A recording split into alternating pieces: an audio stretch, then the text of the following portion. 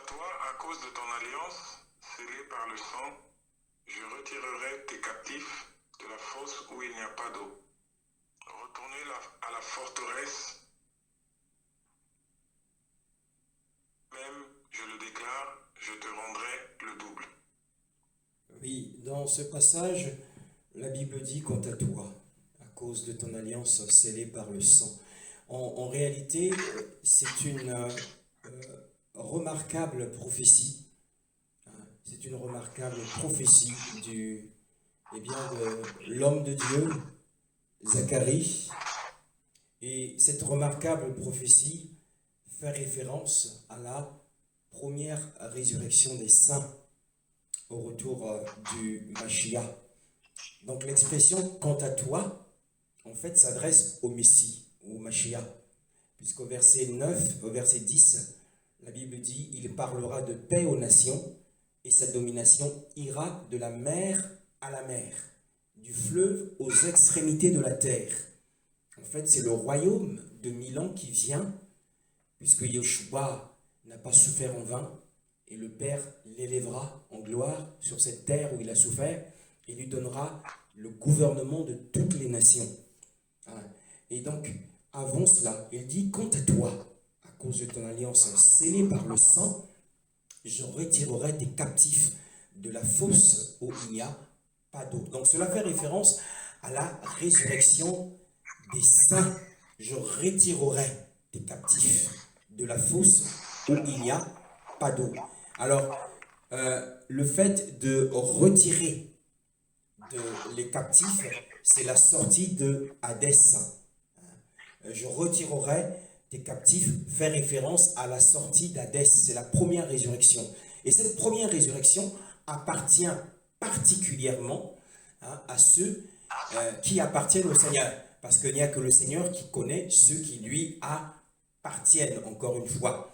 Et Paul l'a défini dans Philippiens 3, 10 à 11, où il dit te connaître toi et connaître la puissance de ta résurrection et aussi être dans la communion de tes souffrances, afin, si je puis, en étant conforme à ta mort, et quels que soient les moyens, si je puis, parvenir à la résurrection d'entre les morts.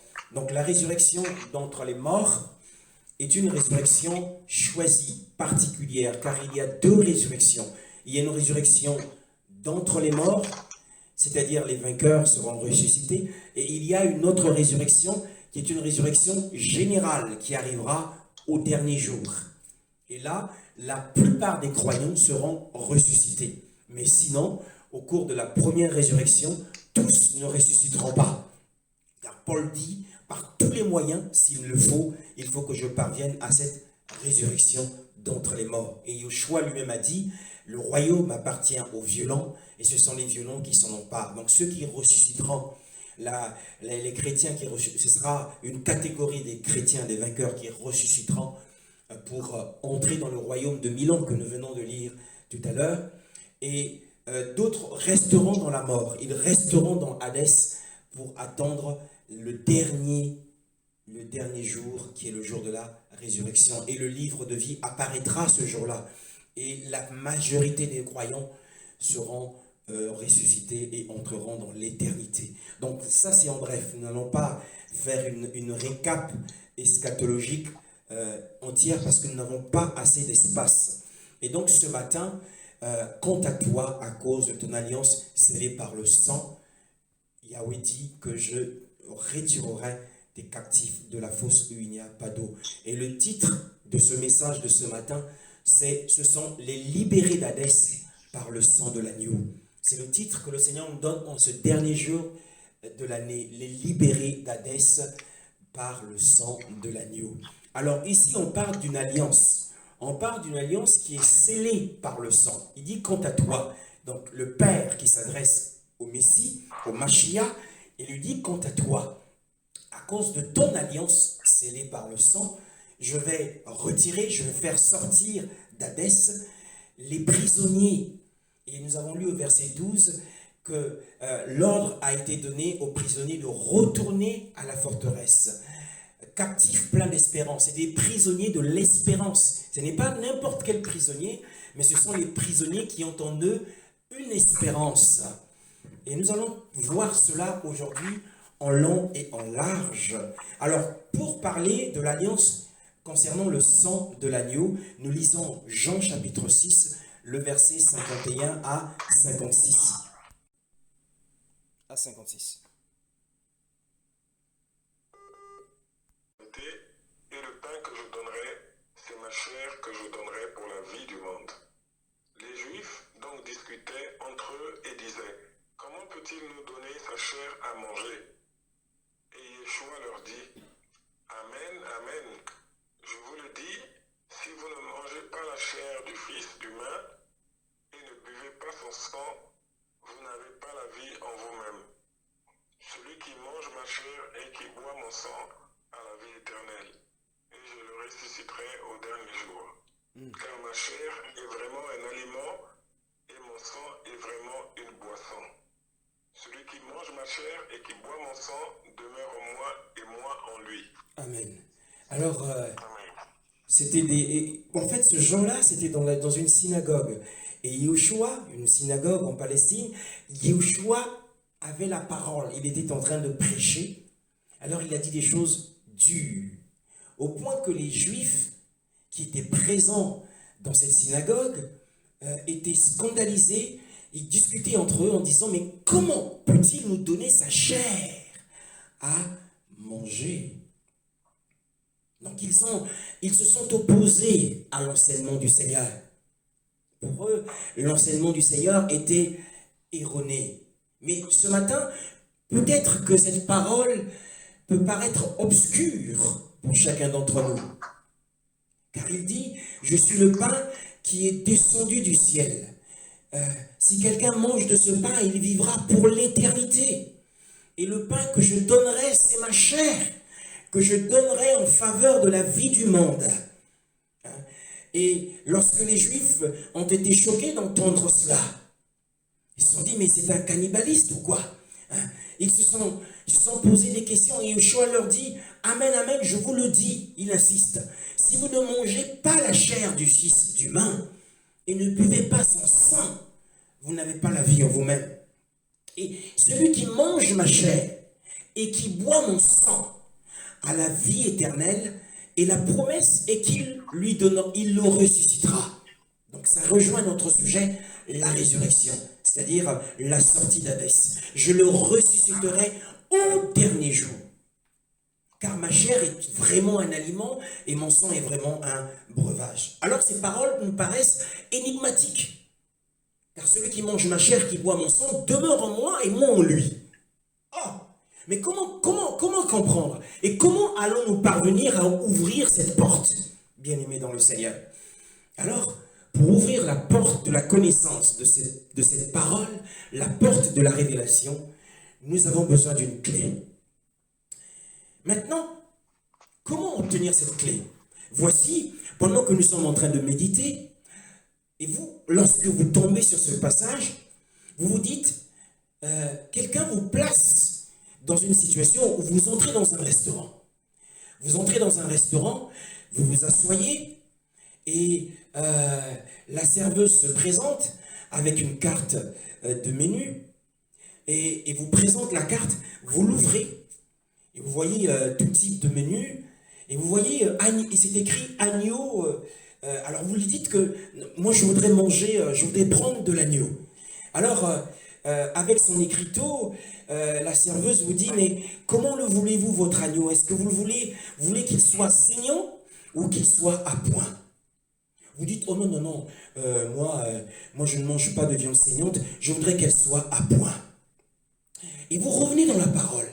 Mais vous vous rendez compte que Yeshua n'a pas dit, il n'a pas dit que si quelqu'un mange ma chair saignante, non, il a dit si quelqu'un mange ma chair et qui boit mon sang, demeure en moi et moi en lui, et je le ressusciterai au dernier jour.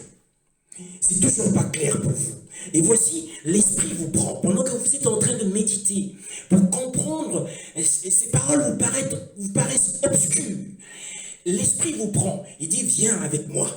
je vais faire un voyage virtuel avec toi. Alors, il vous prend et il vous met dans votre voiture. Et vous voici sur une autoroute. Sur une autoroute en France. Alors, vous savez que les autoroutes sont des grands boulevards avec des terre-pleins centrales qui sont encadrés par des glissières de sécurité. Donc vous avez un boulevard d'un côté, vous avez un boulevard de l'autre. Et la vitesse maximale autorisée est de 130. Vous êtes en train de rouler à 130.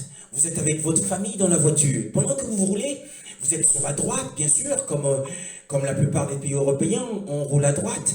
Et voilà que vous regardez sur votre rétro une voiture qui arrive à vive allure sur votre gauche.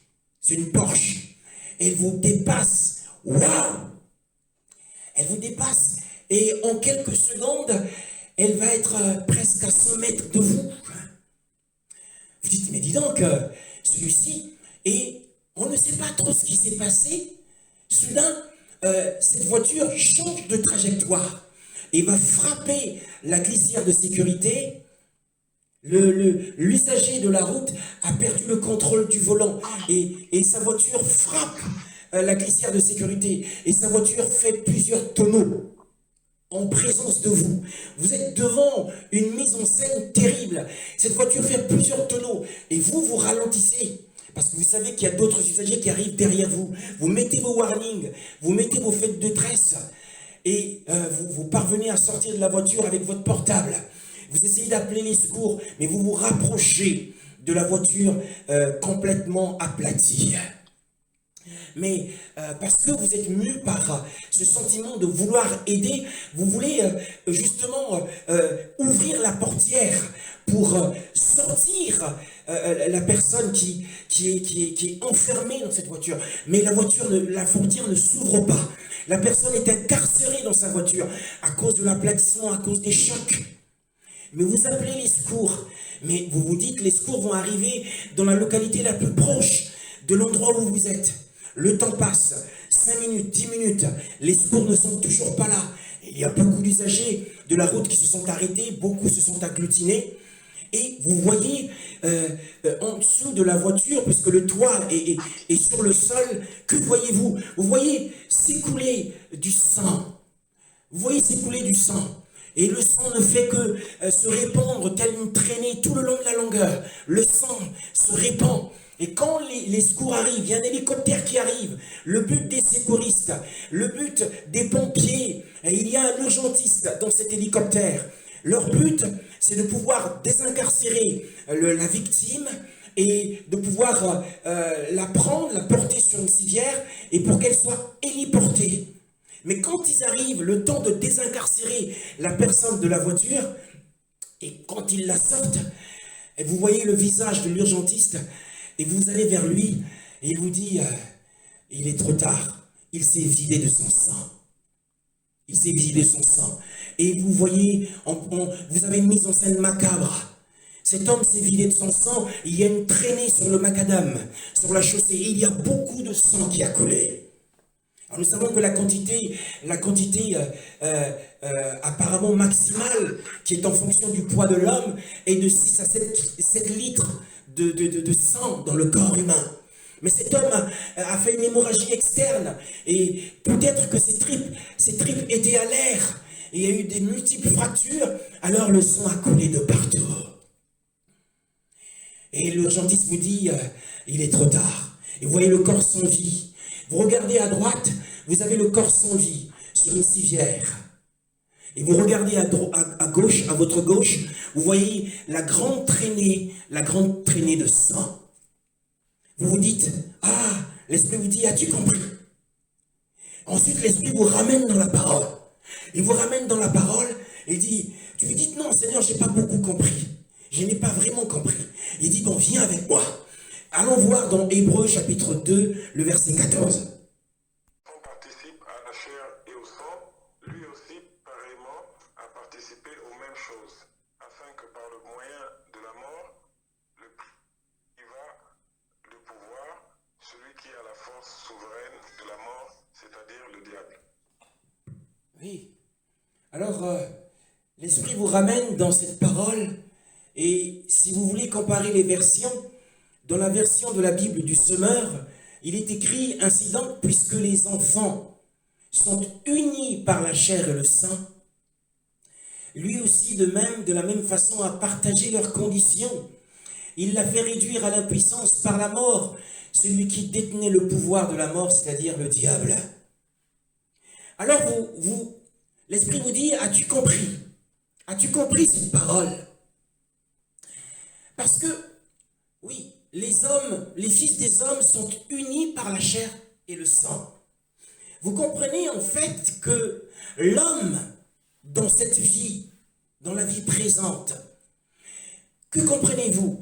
Vous lui dites, Seigneur, je comprends que l'homme dans la vie présente est un composé de chair et de sang.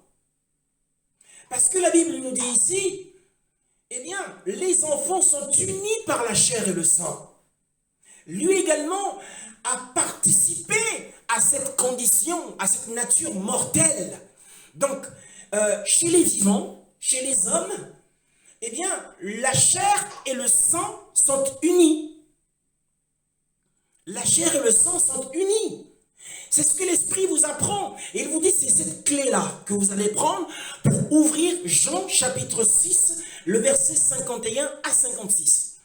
Vous partez du principe que l'homme, dans cette vie, est un composé et constitué de chair et de sang, que la chair et le sang sont unis, et lorsque vous reconsidérez la mise en scène macabre que vous avez vécue sur l'autoroute, vous aviez d'une part un corps sans vie, et vous avez de l'autre le sang qui avait coulé sur le macadam.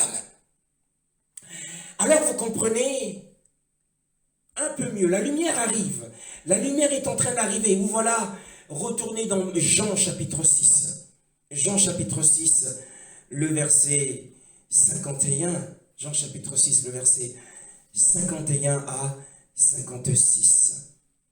Et là, Yeshua dit, Amen, Amen, je vous le dis, si vous ne mangez pas la chair du Fils d'humain, et ne buvez pas son sang, vous n'avez pas la vie en vous-même. Vous dites, ah, j'ai compris. J'ai compris ce que le Seigneur a voulu me dire. Si je ne mange pas la chair, ici Yeshua est en train de parler du sang qui a été séparé de la chair.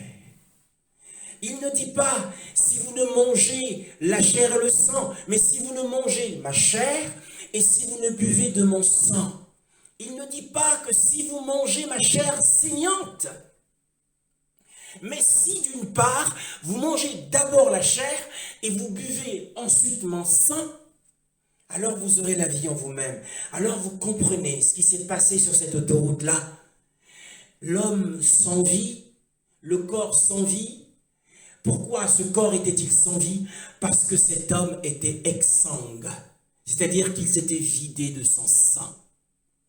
Alors vous comprenez le passage de Jean chapitre 6, le verset 55, et vous dites, ah oui, Yeshua ici est en train de parler de sa mort violente. C'est une annonce prophétique concernant sa mort volontaire et sa mort violente. Nous sommes arrivés. C'est ça qu'il est en train de dire. Mais ce que les Juifs n'avaient pas compris, qu'il était en train d'annoncer sa mort. Parce que Yeshua a séparé la chair du sang. Parce que les humains, les vivants, la chair et le sang sont unis. S'il n'y a plus de sang en toi, tu meurs. Ici, Yeshua sépare.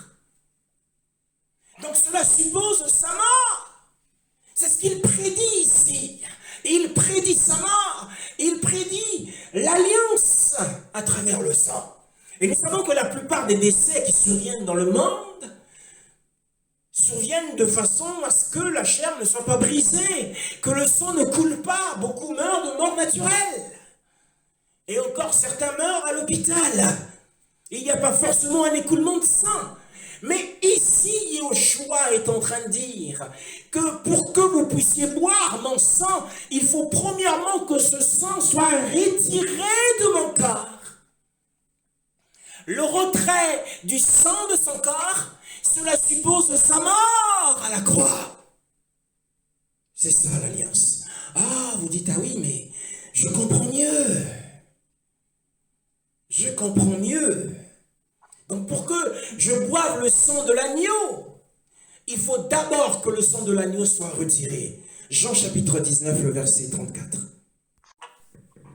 Alors les soldats, après avoir crucifié Yeshua, prirent ses vêtements et en firent 4 parts. Une part pour chaque soldat et la tunique. Le verset 34, frère. Comment? Le verset 34. Je t'entends pas. Le verset 34. Ah, 34. C'est bien le chapitre 19. Oui. Mais un des soldats lui perça le côté avec une lance, et immédiatement il sortit du sang et de l'eau. Oui, immédiatement il sortit du sang et de l'eau. C'est le reste de sang qui restait dans son corps. En fait, il avait commencé à en perdre depuis qu'il était dans le prétoire de Ponce Pilate. Et il en a perdu énormément lors de la crucifixion. Lorsque ses pieds ont été crucifiés, ses mains ont été crucifiées, il a perdu la quantité maximale de son sang. Si bien qu'ici, il est dit, après que son sang ait été entièrement retiré, il y a eu de l'eau, parce qu'il n'y avait plus de sang en lui. Donc cela suppose sa mort, bien sûr. Alors, que signifie le fait de manger sa chair? Alors ici, en fait, dans la vision de Jean chapitre 6, Yeshua est en train de nous donner la vision de l'agneau pascal. Si vous ne mangez de ma chair, mais or, dans les temps bibliques, et notamment au temps de l'Exode, avant la sortie d'Israël de la maison de l'esclavage de l'Égypte, eh bien, ils ont célébré la Pâque. Et le but, c'était qu'ils mangent à la hâte la chair de l'agneau, un agneau cuit au feu. Et le feu représente le jugement. Et le jugement ici, pour Elohim, c'était la croix. Donc la chair de Yeshua, qui doit être mangée, est cette chair de l'agneau. Jean a dit, voici l'agneau de Dieu, voici l'agneau d'Elohim, qui enlève le péché du monde. Et cet agneau devait être sacrifié. Alors, le sacrifice de l'agneau s'est fait à la croix. Donc la croix représente le feu du jugement. Et cette chair devait être mangée à partir de l'agneau sacrifié et immolé.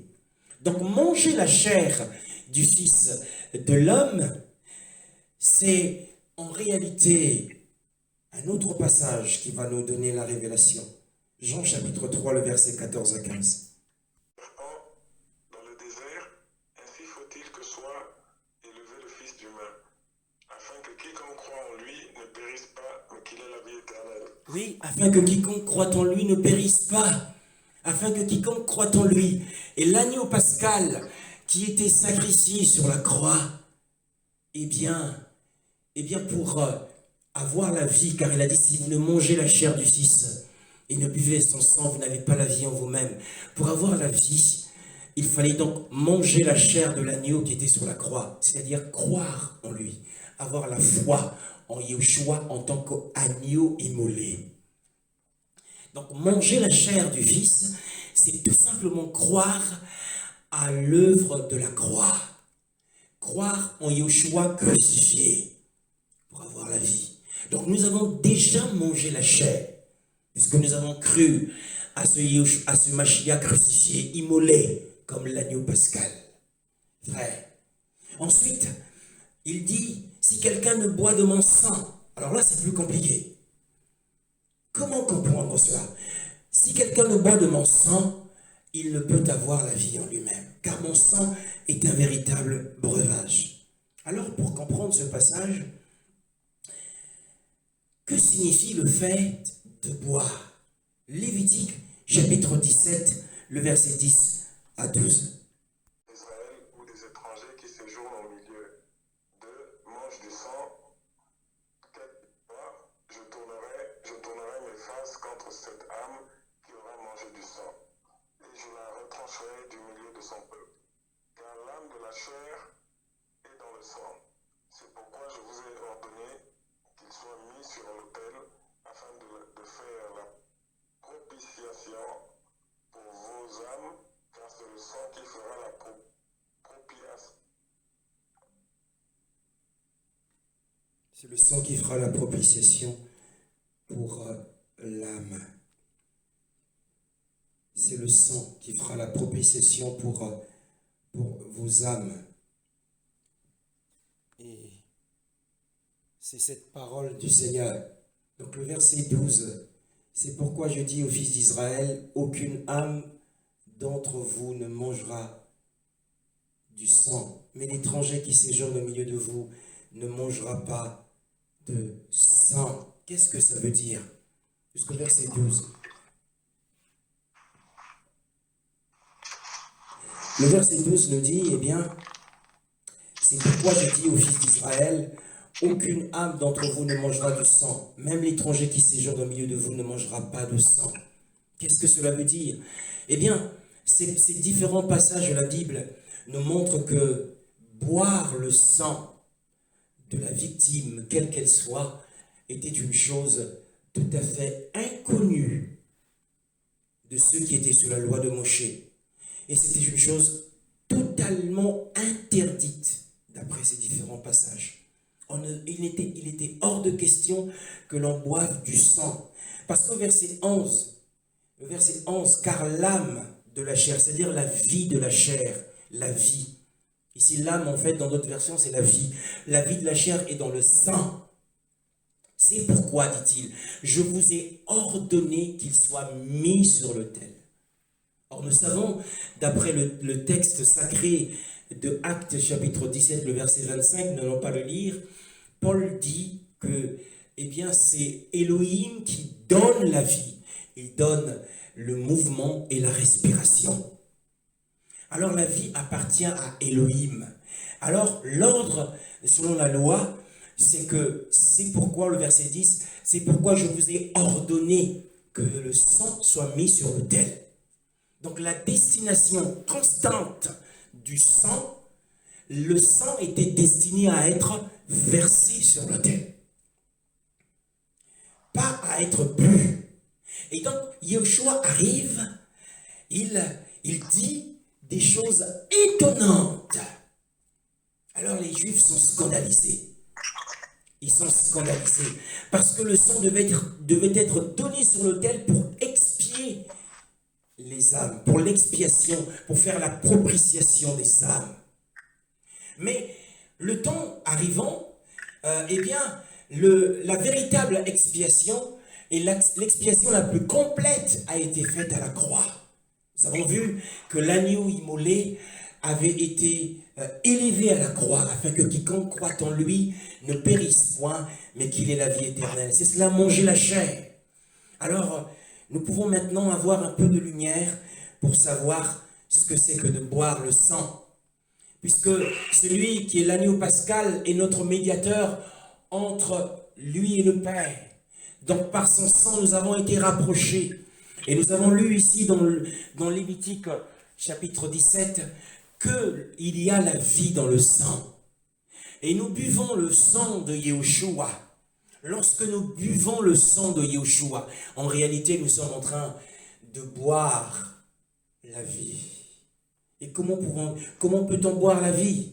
C'est encore dans Jean chapitre 6, le verset 63. Jean chapitre 6, le verset 63. Je vous ai dit, sans esprit et sans vie. Oui, l'esprit, c'est l'esprit qui donne la vie. La chair ne sert de rien, ne sert à rien. Les paroles que je vous ai dites sont esprit et vie. Alors lorsque nous méditons la parole, lorsque nous écoutons la parole d'Élohim, eh bien nous recevons, nous sommes en train de boire le sang, parce qu'il y a la vie dans le sang. Et l'esprit qui entre en nous, c'est un esprit de vie. Et c'est d'ailleurs pourquoi Yeshua dit, je vous ressusciterai au dernier jour. Apocalypse chapitre 11, le verset 11.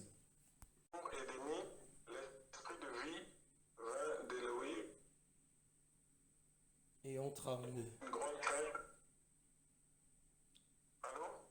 Oui, la Bible dit, après ces 3 jours et demi, l'esprit de vie vint d'Élohim sur eux et ils se tinrent debout sur leurs pieds. L'esprit de vie. Cet esprit de vie que nous recevons à travers la parole, c'est le même esprit de vie qui nous ressuscitera, comme il l'a fait, là, comme cela est montré ici au sujet des 2 témoins d'Apocalypse, chapitre 11. Donc nous également, nous serons ressuscités. Il dit, quant à toi, à cause de ton alliance scellée par le sang, je retirerai tes captifs de la fosse où il n'y a point d'eau. Donc le retrait, la sortie d'Hadès se fera par l'esprit de vie. Parce que nous continuons jusqu'à ce jour à boire le sang.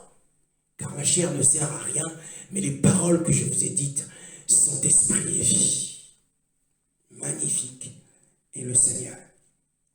Donc nous avons ouvert cette porte magnifiquement par le Seigneur lui-même. Et maintenant, nous savons que dans Matthieu chapitre 6, le verset 18, ce qu'il dit.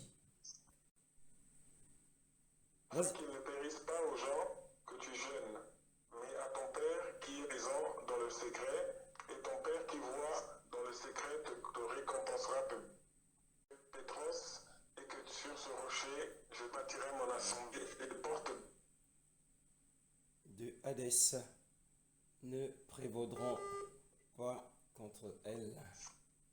Oui, il y a un problème de connexion, un problème de sonorisation ce matin. Mais loué soit le Seigneur. Alors, la Bible dit, il dit, eh bien, moi je te dis que tu es Pétros et que sur ce rocher, je bâtirai mon assemblée et les portes de l'Hadès ne prévaudront pas contre elle. Alors, que signifie prévaloir, prévaudront pas contre elle? Qu'est-ce que cela signifie? Alors, pour le savoir, il faut lire Actes chapitre 2, le verset 24. ayant rempli les douleurs. Parce qu'il n'était pas possible qu'il soit retenu par elle. Oui, il n'était pas possible qu'il soit retenu par elle. En fait, le verbe ne pas retenir peut être remplacé par ne prévaudront pas. En fait, prévaloir, le verbe prévaloir dans Matthieu chapitre 16, le verset 18, signifie être victorieux. Mes frères, Yeshua est en train de dire que les portes de Hadès ne seront pas à toujours victorieuses contre l'Église. C'est ce que le Seigneur est en train de dire.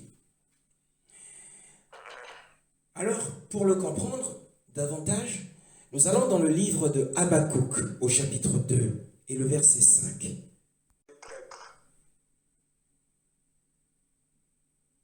L'homme fort, Son âme comme le Sheol, comme la mort, mort, comme la mort. il ne sera saisi pas. Oui. Donc ce matin, loué soit le Seigneur, il y a beaucoup de difficultés, mais le Seigneur est merveilleux. On a du mal à s'entendre. Je vais relire. La Bible dit, oui, en effet, le vain est traître. L'homme fort qui est arrogant. Mais en fait, de quoi parle-t-il ici? C'est qui est cet homme fort? Qui est cet homme fort qui est arrogant, orgueilleux? Le prophète Habakkuk est en train de décrire les désirs insatiables de l'antéchrist, l'homme orgueilleux, l'homme arrogant à venir. L'antéchrist est l'homme orgueilleux qui sera passé pour Elohim. Il sera tellement orgueilleux qu'il se fera passer pour Elohim. Et son désir sera inassouvi. À chaque fois, il voudra encore que les peuples, les nations lui soient soumis. Et ici, la Bible dit que le désir de l'antéchrist s'élargit comme la bouche de Hadès. Puisqu'ici, il parle du Sheol. Le Sheol, c'est en hébreu. En grec, c'est Hadès. Il élargit son âme, c'est-à-dire sa bouche, comme le Sheol, comme la mort. La mort ici, c'est le lieu, est un lieu. Et il ne se rassasie pas, parce qu'il rassemble auprès de lui. Qui c'est qui rassemble auprès de lui? C'est Hadès. C'est le Sheol. Le Sheol rassemble jusqu'à ce jour auprès de lui toutes les nations. Il n'y a pas un homme d'une nation, d'un pays qui ne soit appelé à aller dans Hadès à sa mort. Toutes les nations, il ramasse tous les peuples. Ici, il est dit, il réunit auprès de lui tous les peuples. Le Sheol, c'est-à-dire Hadès, c'est-à-dire la mort, le lieu. Alors c'est en cela que Hadès est victorieux. C'est en cela que Hadès, depuis le temps d'Adam, Hadès est en train de prévaloir. Hadès est victorieux aujourd'hui. Hadès continue à l'être, mes frères. Hadès est comme un conquérant sur un cheval. Et toujours à la conquête d'une âme, à la conquête d'un homme qui meurt. Et dès qu'un homme meurt, eh bien, il le prend. Il ne se rassasie jamais. Il est victorieux aujourd'hui. Il prend sous son pouvoir chaque homme, qu'il soit chrétien ou non, qu'il soit juste ou injuste. Hadès, dans le sens le plus général du mot, qui est cet espace contenu dans le centre de la terre, eh bien, Hadès reçoit tous les peuples, nous dit le prophète Habakkuk. Il dit toutes les nations, il n'y a pas qu'Israël. Beaucoup pourront penser, mais non, mais c'est une doctrine juive. Non, Habakkuk dit que c'est toutes les nations et tous les peuples de la terre. Ils descendent dans Hadès, ils descendent dans le Sheol.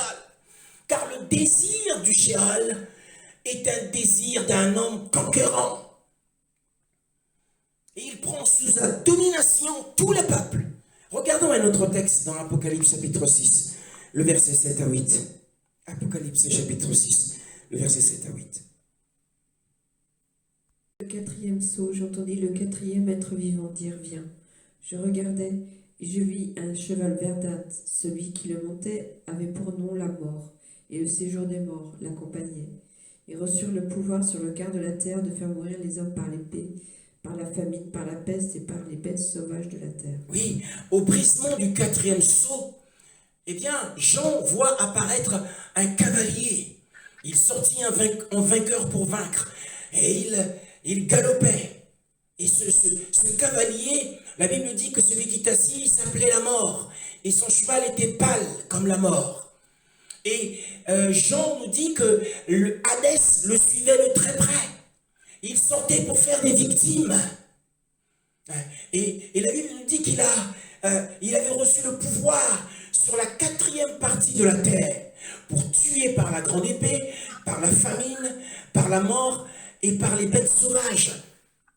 Donc, à chaque fois que ce roi des terreurs était sur son cheval, ce cavalier conquérant frappait, eh bien celui qui mourait, quelle que soit la partie où il était sur la terre, il allait dans Hadès, parce que Hadès le suivait de très près. Donc, les désirs de Hadès sont insatiables. Hadès est victorieux, comme le montre ici dans le livre d'Apocalypse. Il prend toutes les nations, tous les peuples, dans chaque pays, en Europe, en Amérique, en Afrique, en Asie, partout, il prend les hommes dès qu'ils meurent. Et Yoshua, en venant, lorsque Pierre reçoit la révélation de qui il est, il lui dit, bientôt. Il dit, maintenant, Hadès ne doit plus être victorieux contre l'Église. Et il doit nous montrer comment. Il nous montrera comment Hadès ne sera plus victorieux à l'égard des fils des hommes, car il est toujours à la conquête des enfants des hommes. Qui que tu sois, quel que soit ton niveau de consécration, viendra le temps où tu dois passer de ce monde à l'autre. Et quand tu passes de ce monde à l'autre, Hadès vient, puisque la mort vient et Hadès est toujours prêt. Et tu tombes dans Hadès. Mais nous allons voir comment tout cela va se passer. Mais c'est un merveilleux message ce matin. Ah, j'aime le Seigneur. C'est un merveilleux message. Oh, aujourd'hui c'est le moment actuel de sa victoire. Depuis le temps d'Adam, c'est le moment actuel de sa victoire. Mais jusqu'à quand? C'est ce que nous allons voir. Proverbe chapitre 30, le verset 15 à 30. Proverbe chapitre 30, le verset 15 à 16, pardon. 3 choses sont insatiables. 4 ne disent jamais assez. Le séjour des morts, la femme stérile, la terre qui n'est pas saturée d'eau, et le feu qui ne dit jamais assez. Oui, le Sheol ne dit jamais assez. Le Sheol ne se rassasie pas, nous dit le roi Salomon. Salomon, qui était un homme sage, il décrit le fait que, eh bien, Hadès exerce encore sa domination. Il y a 3 choses qui disent à chaque fois donne, donne, donne. Hadès dit toujours donne. Et Yeshua dit maintenant, le temps vient où Hadès ne pourra plus prévaloir. Waouh, c'est une merveilleuse parole. Job, chapitre 17, le verset 15 à 16. Et mon espérance, qui peut l'entrevoir? Elle descendra vers les portes du séjour des morts quand nous serons étendus ensemble dans la poussière. Oui, la Bible dit, ça c'est dans la version qu'a lue la sœur, parle de l'espérance du patriarche Job. Job avait de l'espérance. Mais qu'est-il écrit dans une autre version?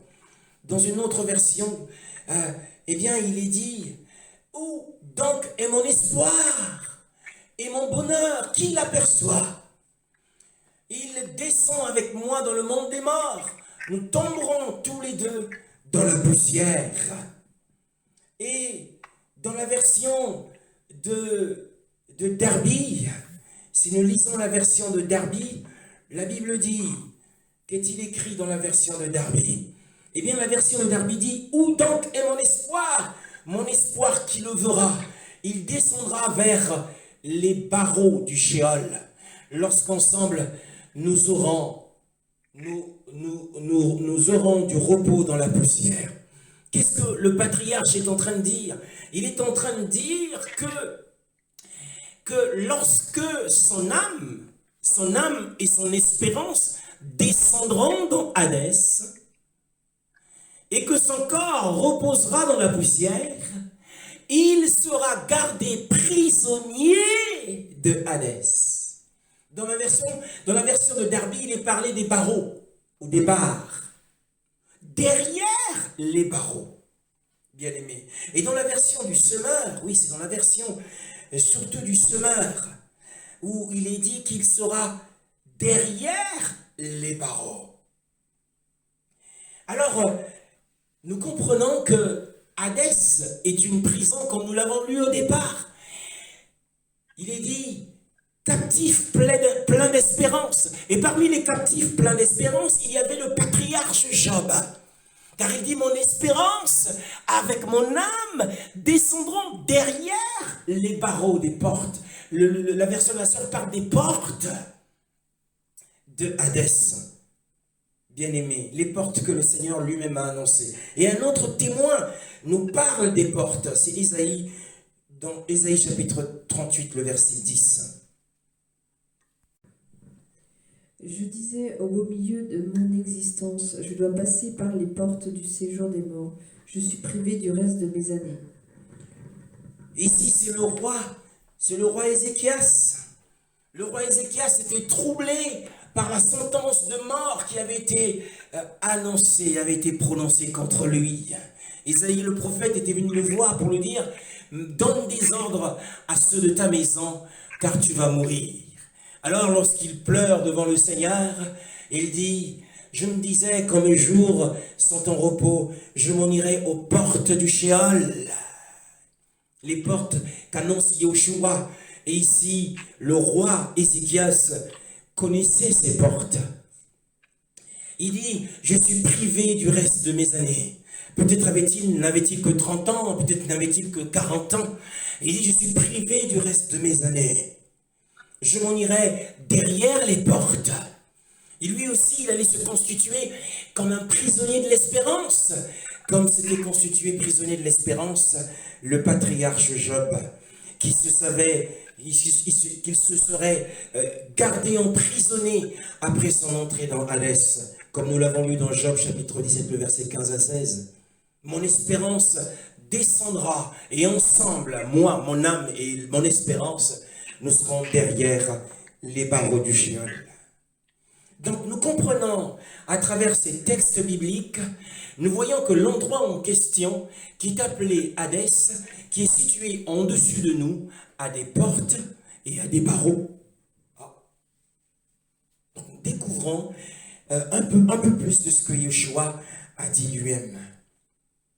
Donc Hadès peut bien, à partir de ces deux passages bibliques que nous venons de lire, et de Zacharie chapitre 9, peut bien être considéré comme une prison, même pour les saints. Alors nous allons voir à quoi ressemble cette prison. Nous allons voir quel est le chemin qu'il faut emprunter pour aller dans cette prison, à notre mort. Et comment nous allons sortir de cette prison. Nous allons voir ce matin comment Yeshua est entré dans cette prison et quelle est la prière qu'il a faite là-bas. Et comment l'Église, quelle est la prière que l'Église fera étant dans Hadès, qui va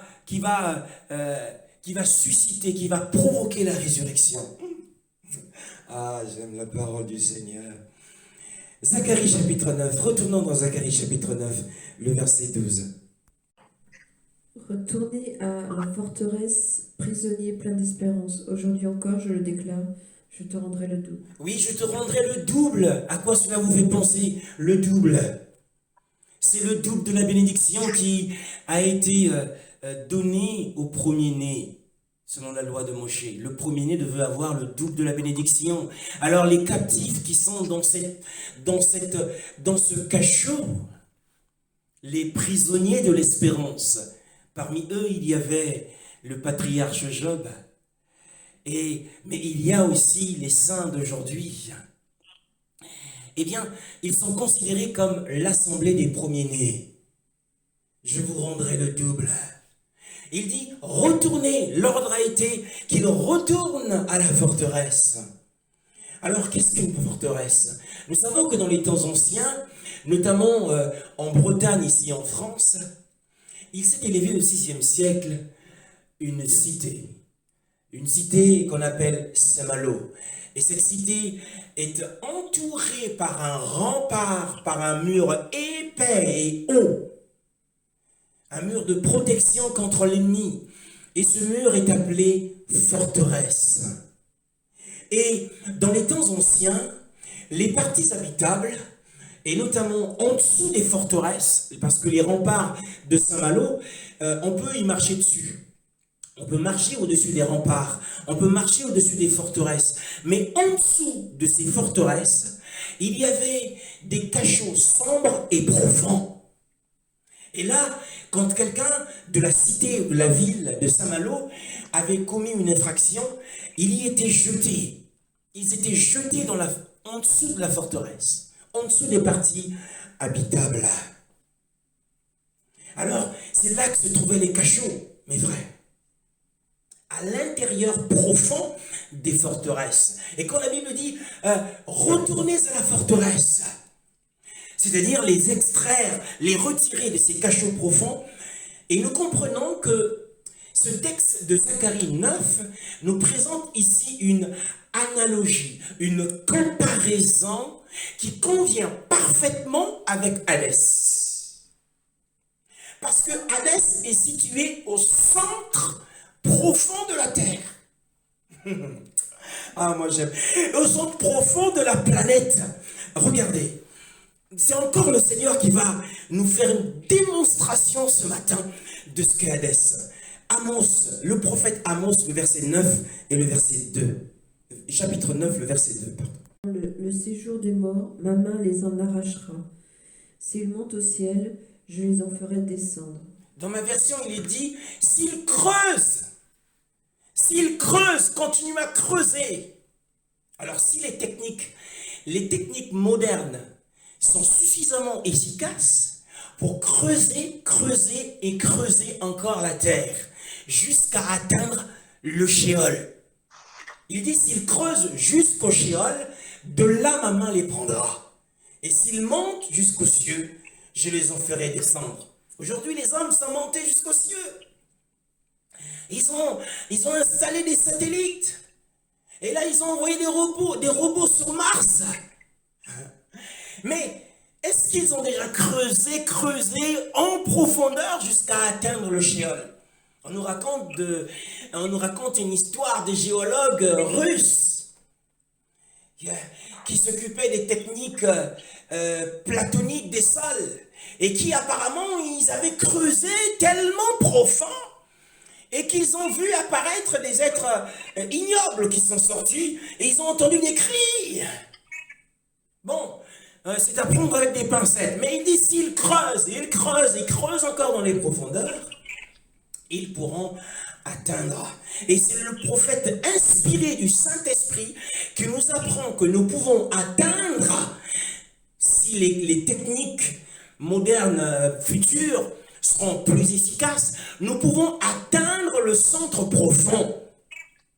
C'est possible.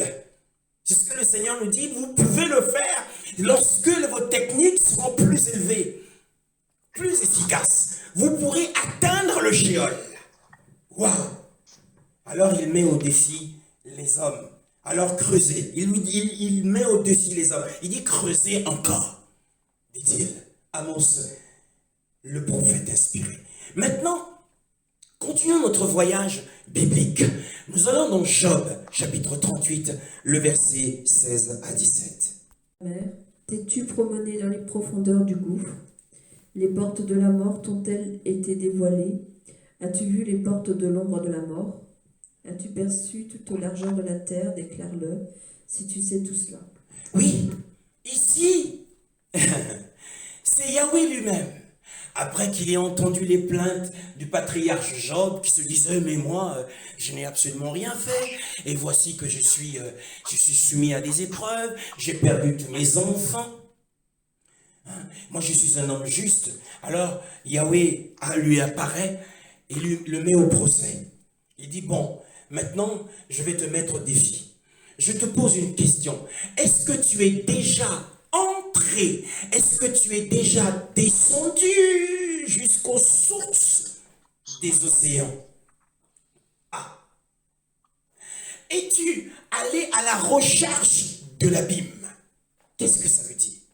Les portes de la mort se sont-elles découvertes à toi? As-tu vu les portes de l'ombre de la mort? Et ça nous fait penser à quelqu'un. Ça nous fait penser à David, qui dit, eh bien, lorsque je passe par la vallée de l'ombre de la mort, je ne crains aucun mal. Mais est-ce que David était déjà passé par la vallée de l'ombre de la mort? Non. C'est une parole prophétique qui convenait à Yeshua, notre Mashiach, le véritable David. Bien-aimés, nous avons ici, dans ce passage, là, nous découvrons ce que Yahweh est en train de dire lui-même. Il est en train de nous faire découvrir que les vastes profondeurs de l'abîme, c'est de là que s'élèvent les océans. Nous avons le mot la mer, ensuite nous avons les sources de la mer, et ensuite nous avons les portes de la mort. En fait, le Seigneur est en train de nous dire, je vais le lire dans la version du Semeur, « Es-tu parvenu jusqu'aux sources qui font jaillir les océans ?» L'océan Indien, l'océan Pacifique, l'océan Atlantique, la mer Méditerranée et d'autres vastes masses d'eau, bien-aimés. Alors, quelles sont les sources des océans? Le Seigneur est en train de nous dire, oh j'aime la parole du Seigneur, il dit, t'es-tu promené dans les profondeurs de l'abîme? Qu'est-ce qu'il est en train de nous décrire ici? En fait, le Seigneur est en train de nous donner est l'emplacement de Hadès? Où est situé Hadès? Eh bien, Hadès est situé, tenez-vous bien, Hadès est situé en dessous des sources. C'est-à-dire qu'il y a un océan. Il y a un océan sous terre.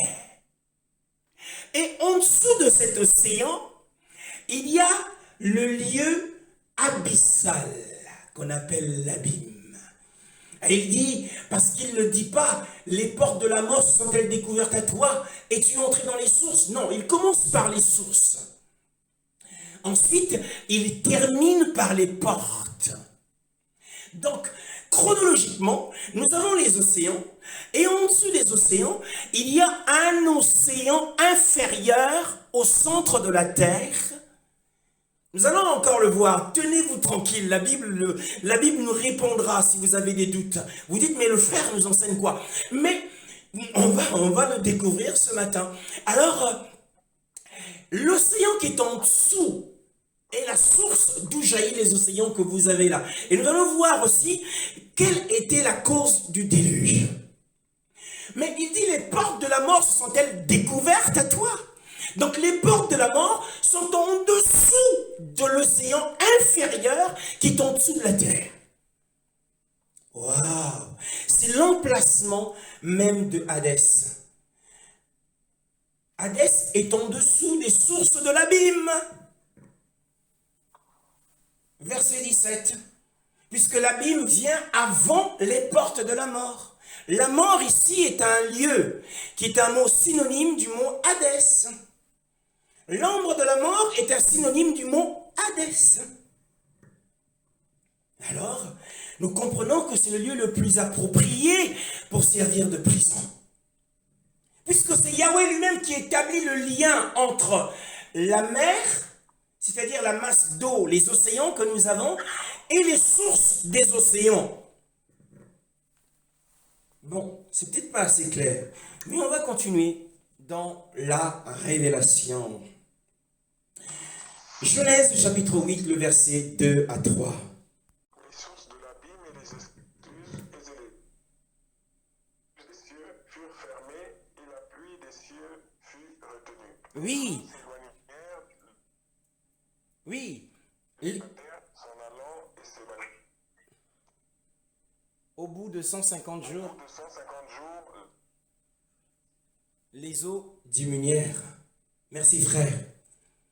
Nous voyons que les sources de l'abîme que Yahweh a évoquées en présence de Job, il lui a dit, es-tu entré dans les sources? C'est-à-dire les fontaines abyssales.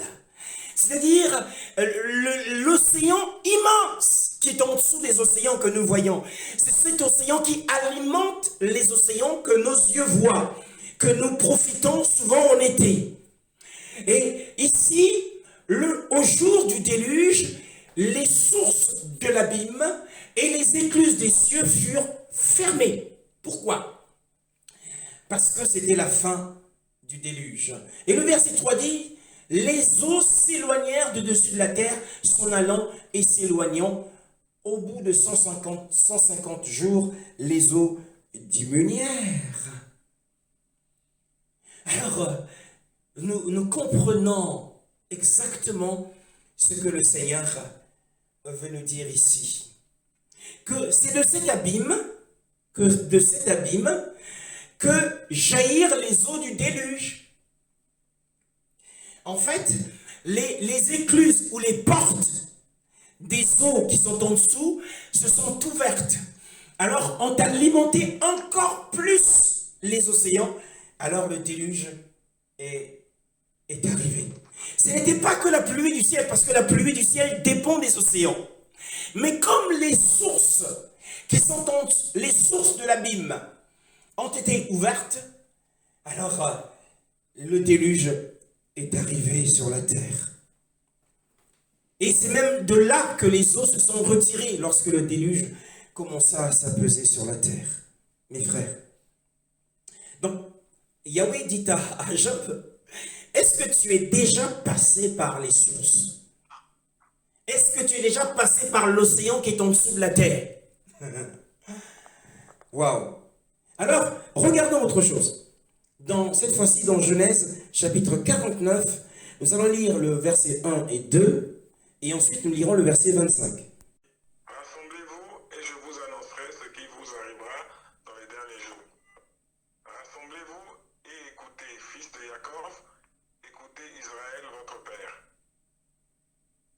Verset 25. Réhouben, tu es mon premier-né. Verset 25. Et le premier de ma vigueur.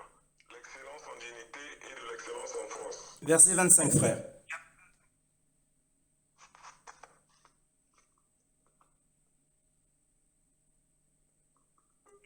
Par le L de ton père qui t'aidera, des cieux en nous, des bénédictions de l'abîme qui repose en bas, des bénédictions des mamelles et du sein maternel. Amen. Alors, Jacob, dans ses annonces prophétiques concernant ses fils, il les rassemble. Nous avons vu au verset 1 et 2. Il les rassemble et il se met à prophétiser. En tant que père, vous vous rendez compte que vous êtes dans une église et que votre père, en cette fin d'année, votre père spirituel, vous dit « Je vous bénis des bénédictions de l'abîme ». Mais si vous n'avez pas la connaissance, mais vous vous dites « Mais c'est un sorcier ». Parce que moi, de ma théologie, j'ai appris que de l'abîme ne sortent que les mauvais esprits. Mais comment peut-il me bénir des bénédictions de l'abîme? C'est qu'il est en train d'envoyer des mauvais esprits dans ma famille. Ce pasteur est un sorcier. Mais que signifie cette parole de bénédiction? Que signifient les bénédictions de l'abîme? Pourquoi Jacob bénit son fils Joseph des bénédictions de l'abîme? Eh bien, nous avons la réponse dans ce que nous avons lu tout à l'heure. Parce que les régions abyssales où se trouve l'océan en dessous alimentent les océans qui sont ici. Et que lorsqu'il y a du soleil, il y a de l'évaporation. Et l'évaporation produit les nuages, et les nuages produisent la pluie, et la pluie rend fructueuse la terre.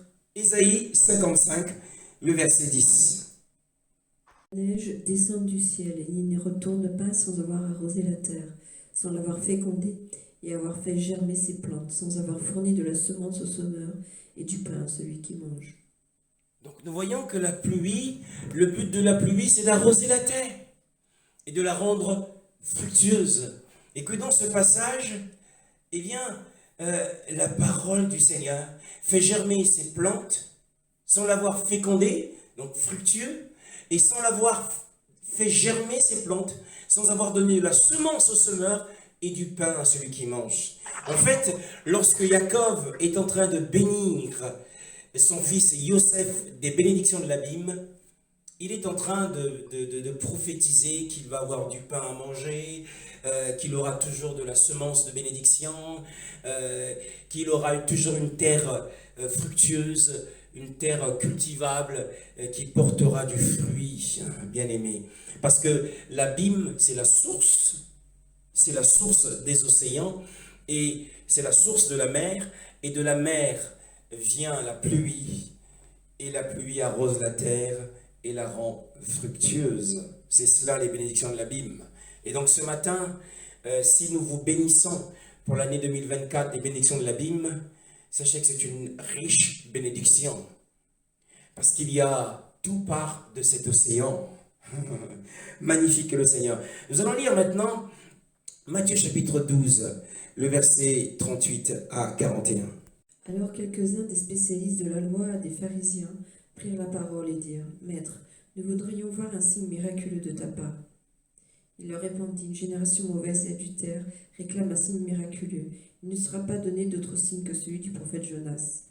En effet, de même que Jonas fut 3 jours et 3 nuits dans le ventre d'un grand poisson, de même le Fils de l'homme sera 3 jours et 3 nuits dans la terre. » Oui, ici dans ce passage qui est d'une très grande autorité, eh bien nous avons la preuve que le Seigneur était bien descendu dans Hadès.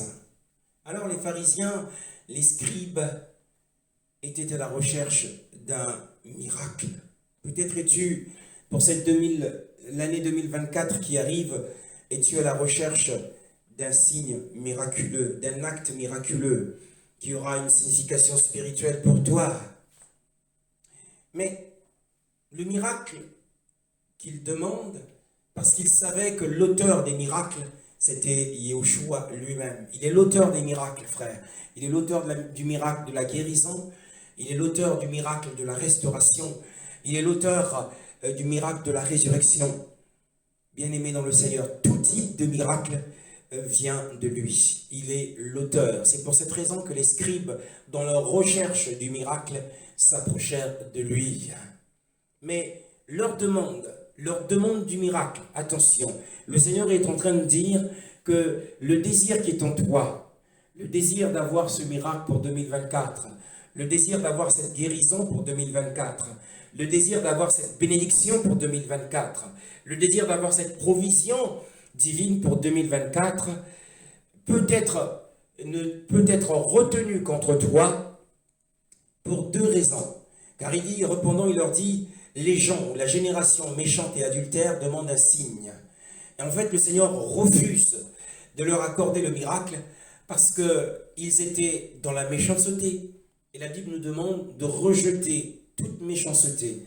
Pour cette année nouvelle qui commence, bien-aimé, tu dois rejeter toute méchanceté.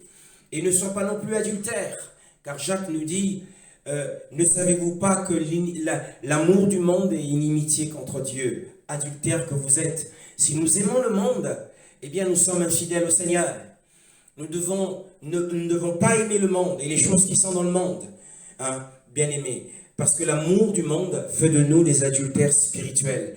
Alors s'il y a de l'amour du monde en nous, et si nous avons de la méchanceté à travers nos paroles et nos actes en 2024, eh bien le miracle que nous recherchons, le miracle de la bénédiction, le miracle des percées, tout cela ne sera refusé. Et ce matin, la condition pour avoir des miracles, c'est de rejeter la méchanceté et de rejeter l'amour du monde. Alors le Seigneur poursuit. Il dit, car de même que Yona fit 3 jours et 3 nuits dans le ventre d'un grand poisson, de même le Fils d'humain sera 3 jours et 3 nuits dans le cœur de la terre. Alors, dans l'expression « le cœur de la terre », on peut se dire, mais quand il parle du cœur de la terre, peut-être qu'il est en train de dire que son corps à la mort sera placé dans la grotte du rocher. Peut-être qu'il est en train de dire cela. Le rocher qui appartenait à Joseph d'Arimathée, ce sépulcre dans lequel personne n'avait été mis, comme c'est écrit dans Jean chapitre 19, le verset 38 à 42, nous n'allons pas le lire. Mais est-ce qu'il n'est pas en train de dire que son corps sera placé pendant 3 jours et 3 nuits dans le sépulcre du rocher, dans la grotte du rocher? Peut-être que c'est ce que cela signifie. Non. Eh bien, le sépulcre du rocher était à la surface de la terre. Le sépulcre du rocher était en Palestine. Mais, s'il avait dit, s'il parlait, si Yoshua était en train de faire allusion à la grotte du rocher dans laquelle allait être placé son corps mort, il n'aurait pas dit le cœur de la terre. Il aurait dit, eh bien, je passerai 3 jours et 3 nuits sur la peau de la terre. Parce qu'ici, dans ce passage, le cœur de la terre, Yeshua est en train de comparer, mes frères, Hadès, le Hadès à la position invisible du cœur dans le corps humain. C'est la position qu'il donne de Hadès. Pour Yeshua, l'emplacement de Hadès est comparable à l'emplacement du cœur de l'homme. Donc la partie invisible de l'homme en lui. Parce que le cœur, naturellement, on ne peut pas le voir, à moins de le voir à travers certains appareils. Donc, c'est la position invisible. Le cœur est dans une position invisible, humainement parlant. Alors, le lieu de Hadès est également dans une position invisible aux yeux des hommes. Et nous voyons qu'il établit une comparaison avec Yona, c'est-à-dire Jonas. Car de même que Jonas, de même que le Fils de l'homme, dit-il. Donc il est en train d'établir une comparaison. Et en établissant cette comparaison, nous comprenons que même dans la comparaison, il ne dit pas que Jonas a passé 3 jours et 3 nuits à la surface extérieure de la baleine, mais plutôt à l'intérieur profond et invisible de la baleine, c'est-à-dire dans le ventre de la baleine. Mes frères, l'Esprit veut encore nous parler ce matin, car c'est dans le cœur, c'est dans la partie invisible et profonde du poisson que Jonas était logé. Alors l'expression « fils de l'homme » ici est en train, désigne, que signifie fils de l'homme?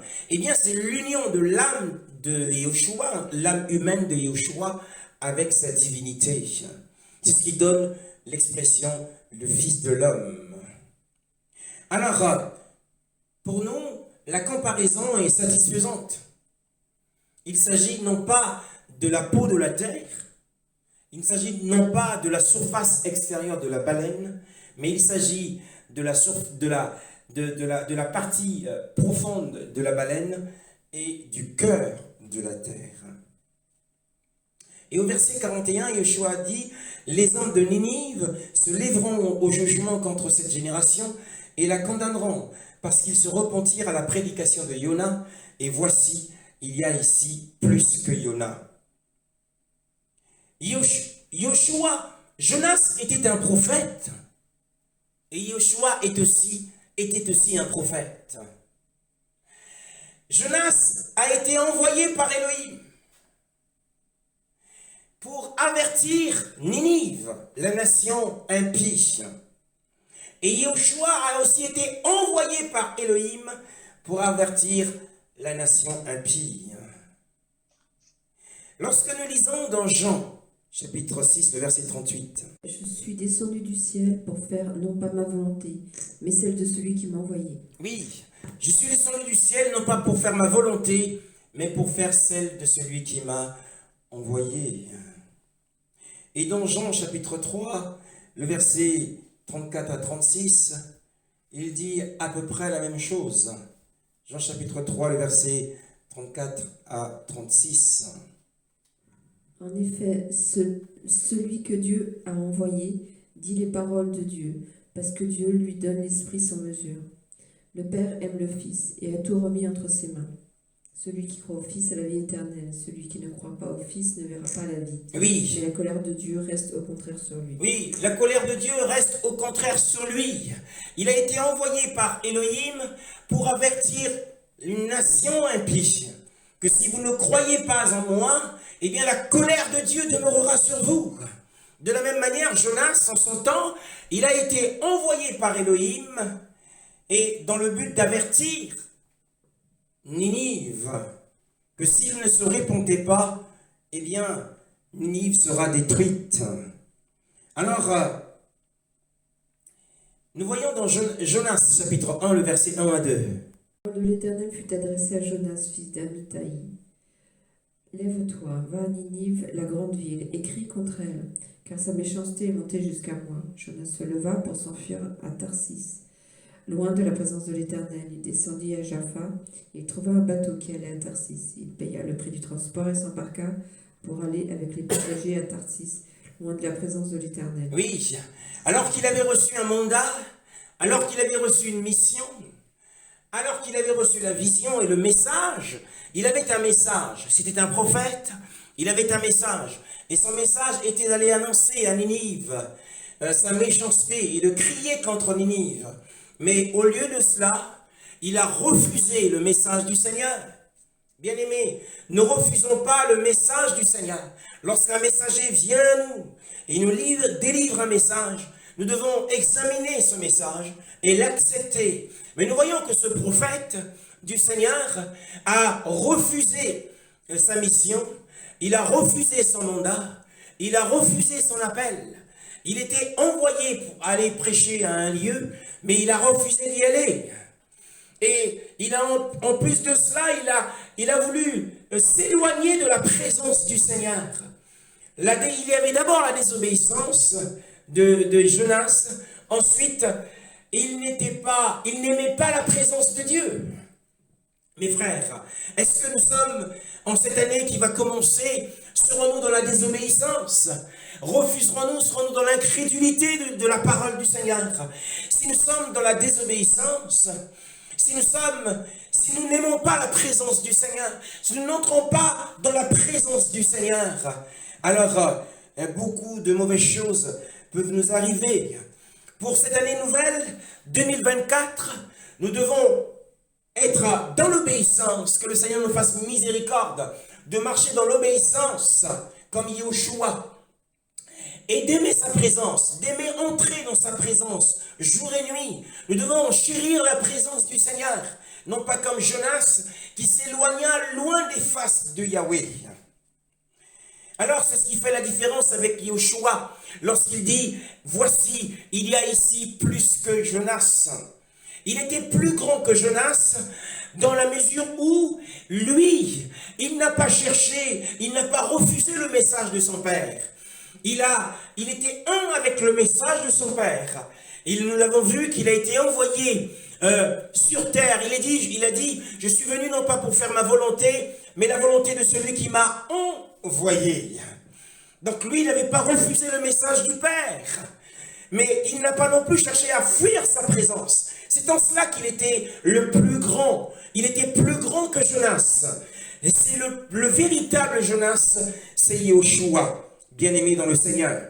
Mais cependant, en quoi est-ce que on peut établir la comparaison entre Yahushua et Jonas? Retournons dans Jonas, chapitre 1, le verset 11 à 12. Que te ferons-nous pour que la mer se calme envers nous? En effet, la mer était de plus en plus déchaînée. Ils lui répondirent, prenez-moi et jetez-moi dans la mer, et la mer se calmera envers vous, car je sais que c'est moi qui attire sur vous cette grande tempête. Oui, c'est en cela que Jonas ressemble à Yahushua. C'est là que nous voyons la ressemblance de Jonas à Yahushua. Lorsque la tempête frappe le navire dans lequel il naviguait, dans lequel le prophète naviguait, la tempête a frappé, alors qu'il voulait s'enfuir loin de la présence du Seigneur. Et quel était le conseil qu'il a donné aux marins? Le conseil qu'il a donné aux navigateurs est celui-ci. Il dit, prenez-moi, et en hébreu c'est soulevez-moi, et jetez-moi dans la mer, et la mer se calmera, et la mer sera silencieuse. Il y aura un grand calme, car je sais que c'est moi qui attire sur vous cette grande tempête. Alors nous voyons que Jonas ressemble à Yahushua dans ce contexte. Bien-aimé dans le Seigneur, soulevez-moi et jetez-moi dans la mer. Qu'est-ce que cela signifie? Eh bien, prophétiquement, c'est un conseil, c'est une annonce de sa mort. Il est en train d'annoncer prophétiquement sa mort. C'est la mort de Yahushua. Il explique ici la mort, comment s'effectuera sa mort. Lorsqu'il dit « soulevez-moi » en hébreu, « élevez-moi » en hébreu, et « jetez-moi dans la mer agitée », dans la mer déchaînée. On va le voir.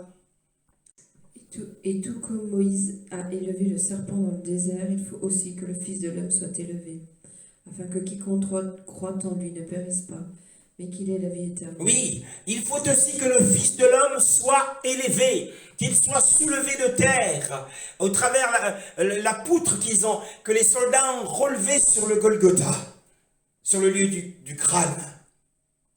Donc, soulevez-moi signifie être élevé. Donc, il annonçait prophétiquement sa mort. Bien-aimé, il y a un autre passage, c'est dans Jean 8, le verset 28. Quand vous aurez élevé le Fils de l'homme, alors vous connaîtrez que moi, je suis, et que je ne fais rien de moi-même, mais que je dis ce que mon Père m'a enseigné. Il dit, quand vous aurez élevé le Fils de l'homme, et Jonas a donné le même conseil, il a dit, soulevez-moi et jetez-moi dans la mer. Et Yoshua donne le même conseil aux Juifs. Lorsque vous l'aurez élevé de la terre, il parle de l'œuvre, il parle de sa mort à la croix. Et tout au long de sa vie, à plusieurs reprises, il a annoncé prophétiquement sa mort de la même manière. Pareil dans Jean 12, 32, 33, n'allons pas le lire, le temps devient très court. Et par conséquent, la tempête qui a dévasté Jonas et les marins symbolise certaines choses. La tempête qui a dévasté le navire de Jonas symbolise la tempête de la colère d'Élohim. Les marins, le navire des marins représente le monde. Et les marins, dans le navire, représentent les habitants du monde. Et donc, la mer agitée, c'est l'expression de la colère d'Élohim, de la colère de Dieu. Dieu était en colère à cause de la désobéissance. Donc le conseil de Yona aux marins était de le soulever et de le jeter à la mer. Signifie la mort que Yoshua subirait, bien aimé, pour que la mer, c'est-à-dire la colère d'Élohim, soit traitée et devienne silencieuse envers nous. Car le terme ressuscité suppose la mort du Sauveur par crucifixion. C'était le seul moyen, bien aimé, car la Bible dit le châtiment qui nous était destiné est tombé sur lui. Et nous avons reçu sa paix. Nous avons reçu la paix parce que le châtiment est tombé sur lui. C'est le châtiment de la colère d'Élohim. Donc Yoshua a été élevé. Il a été jeté dans l'océan de la colère d'Élohim. La mer ici représente la colère d'Élohim. La mer agitée. Il fallait que cette mer agitée soit apaisée. Il fallait que cette mer agitée soit calmée. Il fallait calmer la colère de Dieu à l'égard des hommes. Et pour calmer la colère de Dieu, Yoshua a donné le conseil aux hommes de pouvoir l'élever, afin que quiconque croit en lui ne périsse point, mais qu'il ait la vie éternelle. Les habitants, les marins étaient dans une situation périlleuse. Ils étaient sur le point de mourir. Que ferons-nous pour que la mer se calme contre nous, dirent-ils. Et le conseil de Jonas, c'était qu'il le soulève, qu'il l'élève et qu'il le jette dans l'océan de la colère de Dieu. Le véritable Jonas, Yoshua, bien-aimé, l'indignation qui faisait rage contre nous, bien-aimé, l'indignation qui faisait rage contre nous, le mécontentement de Dieu, l'océan ici représente le mécontentement de Dieu à notre égard. Mais la mort de Yoshua, lorsque nous sommes plongés sous l'alliance de son sang, bien-aimé, nous sommes à l'abri de la colère. Magnifique est le Seigneur. Tous ceux qui sont en lui sont à l'abri de la colère. Nous avons vu ici que Jean le Baptiste a dit, celui qui croit au Fils a la vie, mais celui qui ne croit pas au Fils, la colère de Dieu demeure sur lui. C'est l'océan agité de Jonas. Et le navire représente le monde, mes frères. Et les marins représentent les habitants du monde. Alors le texte de Jonas nous rapporte, nous allons le lire dans Jonas chapitre 2, le verset 1. L'Éternel fit venir un grand poisson pour avaler Jonas. Et Jonas fut 3 jours et 3 nuits dans le ventre du poisson. Oui, qu'est-ce que nous apprenons ici? Il y avait une grande baleine, mais où était cette grande baleine? Cette grande baleine était dans la mer déchaînée. Cette grande baleine était cachée dans la mer déchaînée. La mer déchaînée, l'océan déchaîné ici, nous avons dit que l'océan déchaîné représente la colère de Dieu. Et que ce grand poisson était dans la colère de Dieu. Bien aimé. Et lorsque les marins ont pris Jonas, ils l'ont soulevé, ce qui représente l'œuvre de la croix, et ils l'ont jeté dans la mer. Et la mer s'est calmée.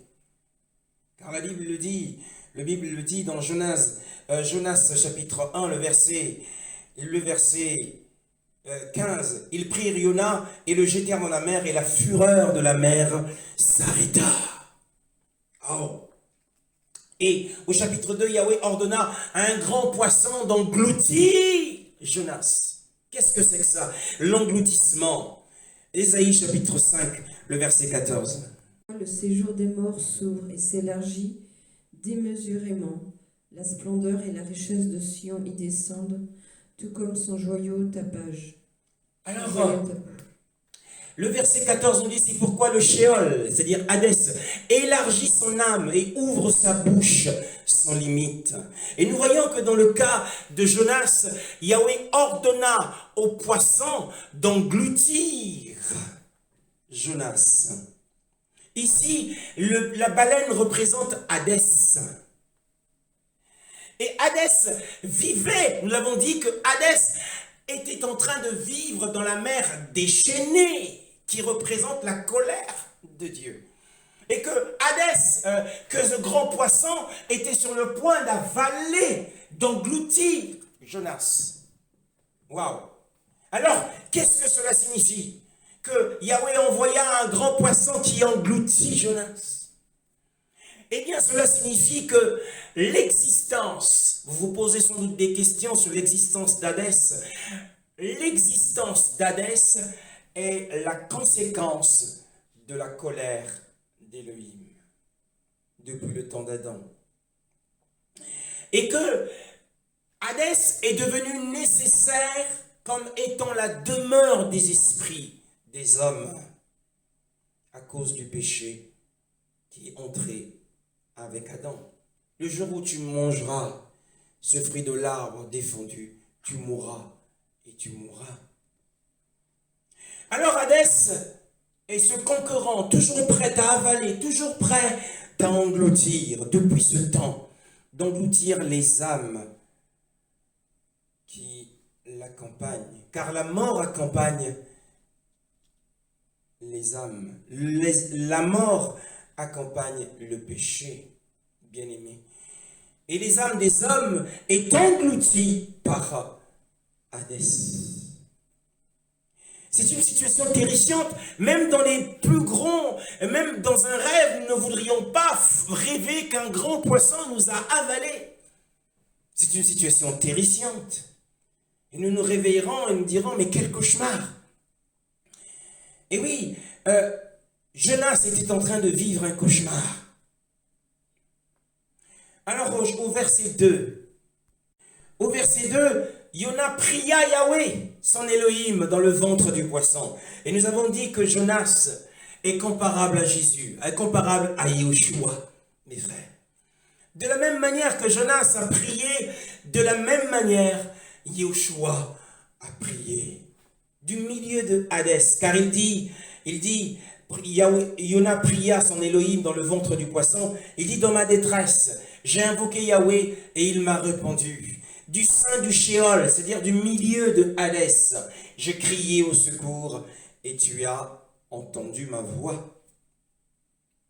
Donc, la baleine, la grande baleine, le grand poisson représente Hadès, mes frères. Et littéralement, nous pouvons aussi comprendre que littéralement, Jonas était allé dans Hadès. Et la prière que Jonas a priée, bien-aimé, elle n'était pas faite pour lui-même, mais cette prière convenait également, elle était écrite prophétiquement au sujet de notre Seigneur. C'est là qu'il a prié lorsque son âme est allée dans Hadès. Il a crié au secours et le Père a entendu sa voix. Mes frères, alors le Seigneur a adressé beaucoup de prières dans Hadès. Nous lisons dans le psaume 18, le verset 4 à 6. Loué soit l'Éternel, je crie à lui et je suis délivré de mes ennemis. Les liens de la mort m'avaient enserré et les torrents dévastateurs m'avaient épouvanté. Les liens du séjour des morts m'avaient entouré, les pièges de la mort m'avaient surpris. Le verset 16. Le fond des océans est apparu. Les fondements du monde ont été découverts à ta menace, Éternel, au souffle de tes narines. Oui. Et également le verset 19 à 24. Il m'avait surpris lorsque j'étais dans la détresse, mais l'Éternel a été mon appui. Il m'a mis au large, il m'a sauvé, parce qu'il m'aime. L'Éternel m'a récompensé de ma justice. Il m'a traité conformément à la pureté de mes mains, car j'ai suivi les voies de l'Éternel. Je n'ai pas été coupable envers mon Dieu. Toutes ses règles ont été devant moi, et je ne me suis pas écarté de ses prescriptions. J'ai été intègre envers lui, et je me suis tenu en garde contre mon péché.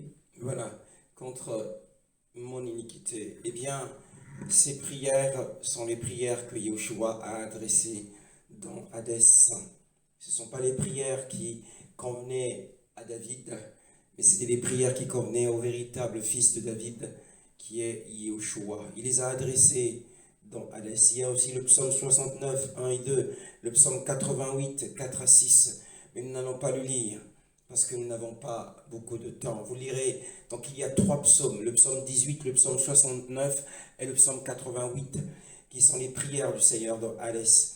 Donc une lecture, si nous retournons dans Jonas chapitre 2, une lecture attentive de cette prière de Jonas convient mieux au Seigneur, bien-aimé dans le Seigneur. Jonas chapitre 2, le verset 3, nous l'avons lu tout à l'heure, chapitre 2, le verset 3, dans ma détresse, j'ai invoqué Yahweh, et Yahweh m'a répondu.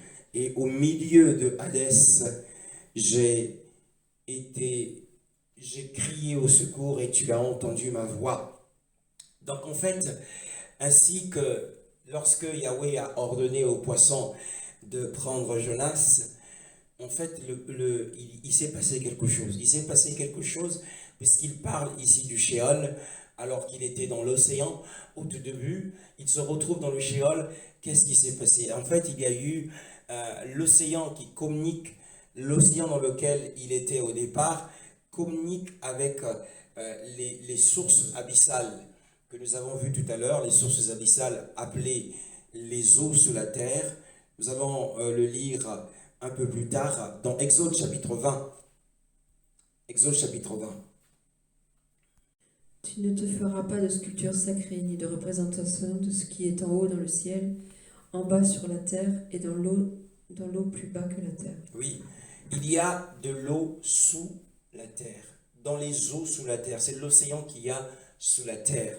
Nous apprenons Exode chapitre 20, le verset 4. Il y a un océan sous la terre. Donc, en réalité, dans la providence divine, lorsque la baleine a avalé Jonas, ils sont passés par l'une des ouvertures de communication entre l'océan supérieur et l'océan inférieur.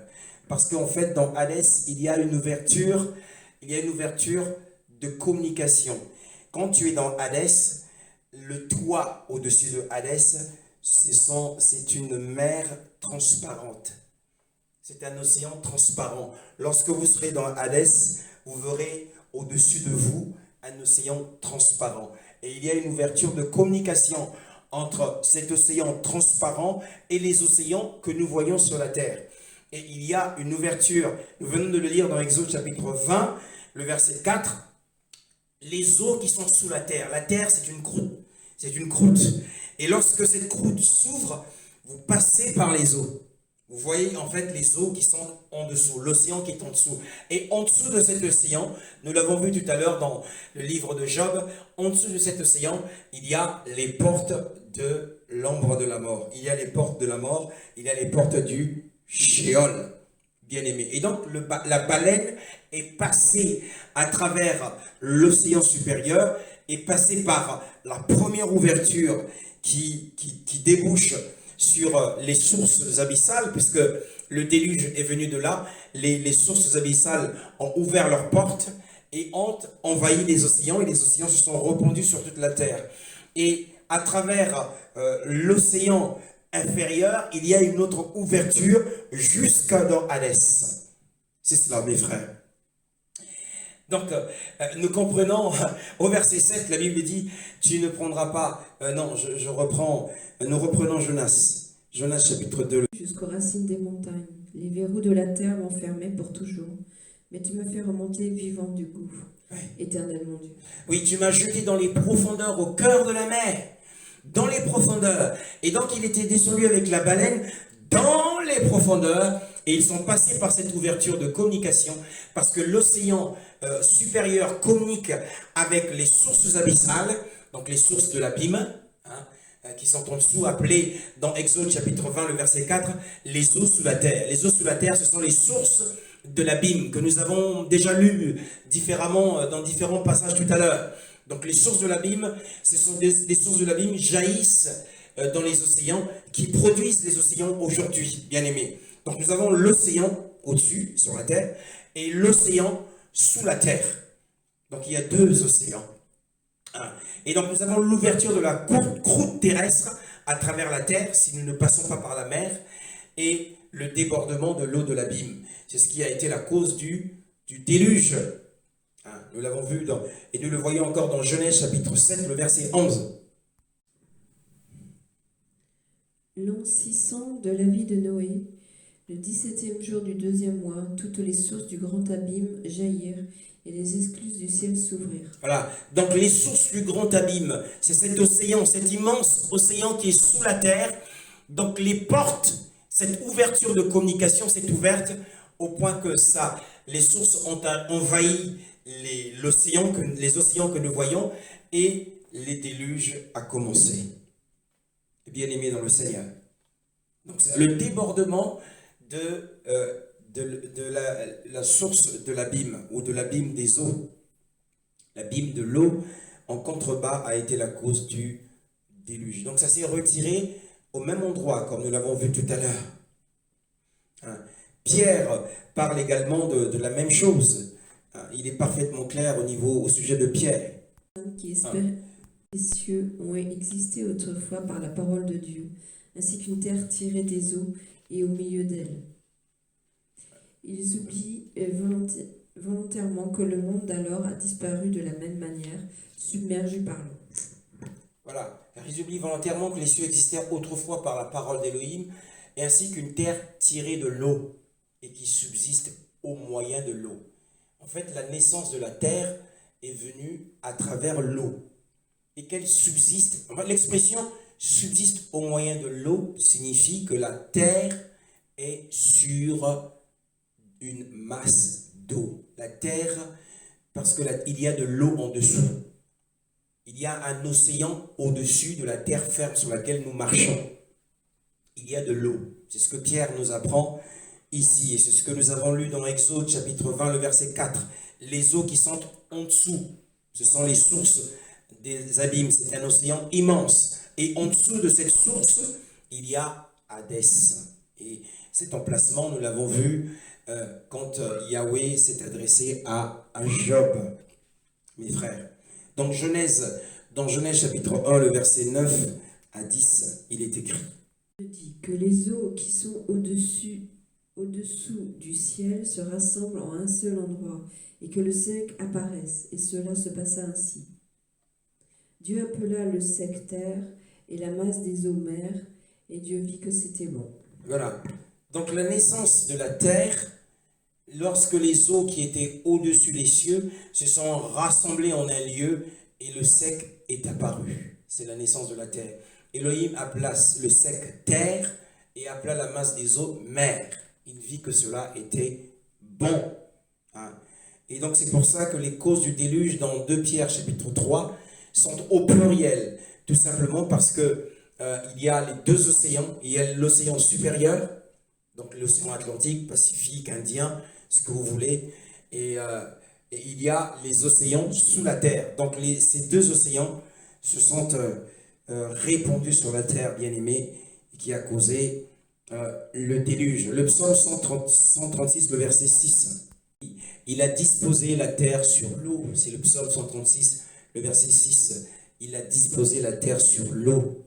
Et cette eau, c'est cet océan abyssal qui est le toit de Hadès, qui est le toit du paradis d'Hadès.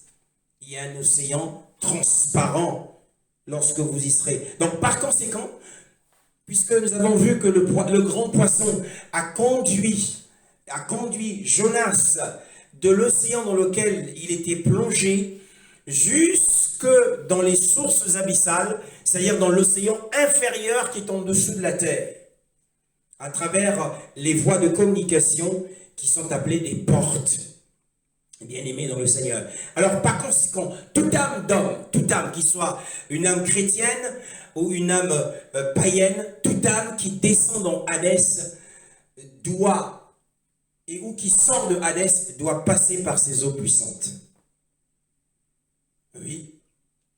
Alors, c'est beaucoup plus intéressant encore maintenant, parce que toute personne qui passe par Hadès doit passer par ces eaux puissantes. Lorsque un saint meurt, lorsqu'un élu meurt, il passe par ces eaux puissantes.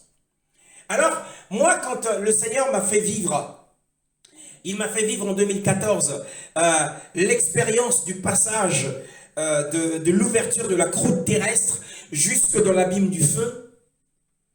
Le but de cette expérience, c'était pour l'enseignement, comme il m'a dit. C'était pour l'enseignement, car le Seigneur nous a appelés au ministère doctoral. Et c'était pour témoigner de ce que nous témoignons ce matin. C'est dans ce but. Parce qu'il y avait un enseignement qu'il allait me donner par rapport à cela. Mais il y a plus d'un mois, j'ai dit au Seigneur, mais je ne suis pas passé par les eaux puissantes. Alors il m'a fait passer, je voulais aller je voulais qu'il m'envoie dans le paradis d'Hadès.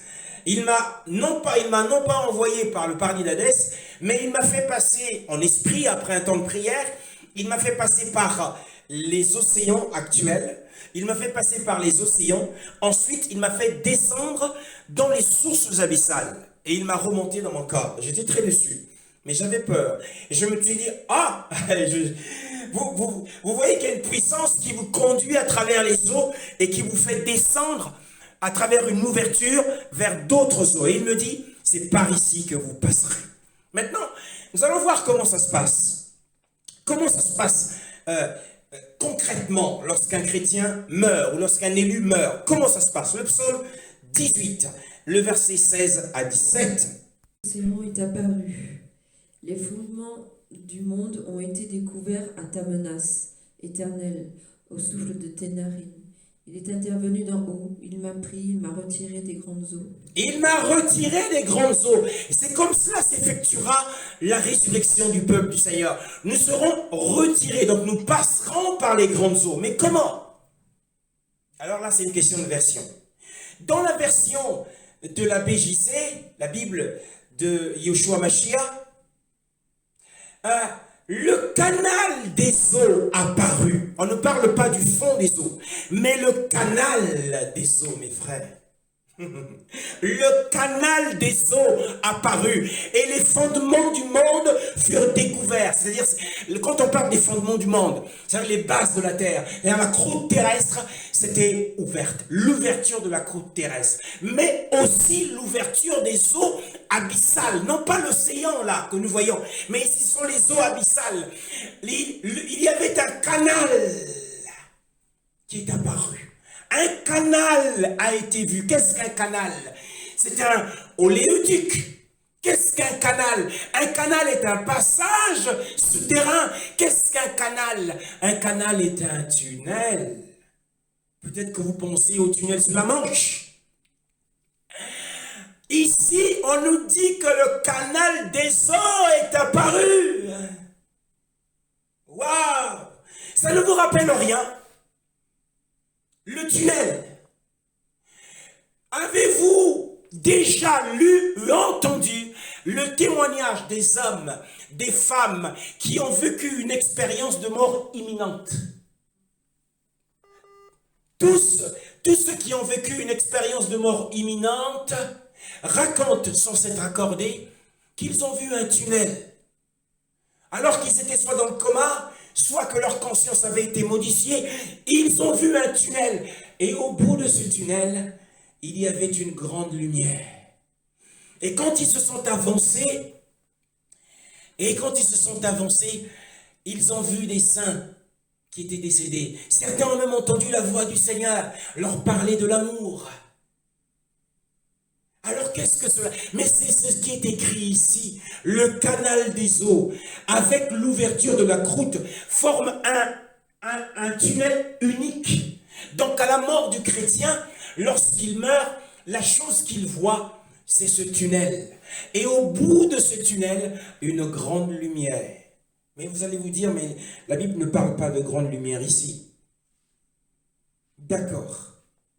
La Bible ne parle pas de grande lumière ici. Lorsque tu fais allusion aux émis, les expériences de mort imminente, que vous pouvez retrouver sur Google. Si vous faites vos recherches sur Google, vous aurez des vidéos des gens qui apparemment ne sont pas chrétiens, mais qui sont élus. Après un accident, ils ont vu un tunnel et ils sont passés par ce tunnel et ils sont rentrés dans une grande lumière. Ils ont retrouvé des amis, et des frères, des enfants qui étaient morts il y a longtemps et qui les ont reçus avec amour. C'était un lieu d'amour. Alors c'est ce que nous allons voir ici dans Matthieu chapitre 4, le verset 12 à 16. À 16. Mais Yeshua, ayant appris que Galilée, et ayant quitté Nazareth, il alla demeurer à Capernaum, maritime sur les confins de Zébouloun et de Nephtali, afin que fût accompli ce qui avait été annoncé par Yeshayan, le prophète, en disant: la terre de Zébouloun et la terre de Nephtali, de la contrée voisine de la mer, au-delà de Yarden et la Galilée des nations. Ce peuple assis dans la ténèbre a vu une grande lumière, et pour ceux qui étaient assis dans la région et dans l'ombre de la mort, la lumière elle-même s'est levée. Amen. Ici, nous voyons que... Alors, faire attention avec cette prophétie d'Ésaïe. Alors, c'est la prophétie d'Ésaïe que cite l'apôtre Matthieu. Il parle de la Galilée des nations. Il parle d'un peuple qui est assis dans la ténèbre, et que ce peuple a vu une grande lumière. Ensuite, il dit « et » pour ceux qui sont assis dans la région de l'ombre de la mort. Bien-aimés, tout à l'heure, nous avons vu que Yahweh, lorsqu'il s'adresse à Job, il lui a dit: es-tu entré par les portes de l'ombre de la mort? Ceux qui sont assis dans la région de l'ombre de la mort sont différents des gens de Galilée dont parle le prophète ici. Ceux qui sont assis dans la ténèbre, ce sont les gens de la Galilée des nations. Mais ceux qui étaient assis dans la région de l'ombre de la mort, c'est un groupe à part. Ce sont les morts, bien-aimés. Ce sont les morts qui sont dans Hadès, puisque l'ombre de la mort est un terme synonyme du mot Sheol, Hadès. Eux, ils ont vu aussi une lumière qui s'est élevée. Et ça parle du moment où Yeshua, à sa mort, lorsqu'il est descendu dans le paradis. Non pas qu'il n'y avait pas de lumière là-bas, mais sa présence là-bas. Cette lumière représente quoi, mes frères? Eh bien, cette lumière, lorsque nous faisons une jonction de cette lumière avec le canal du psaume 18 et le témoignage de gens qui ont vécu l'expérience de mort imminente, c'est cette lumière qu'ils ont vue. C'est la lumière de l'apparence du Mashiach. C'est la lumière de son apparence. Et là-bas, il y a une communauté. Et cette communauté dans le paradis d'Hadès est enveloppée, est submergée par une grande lumière.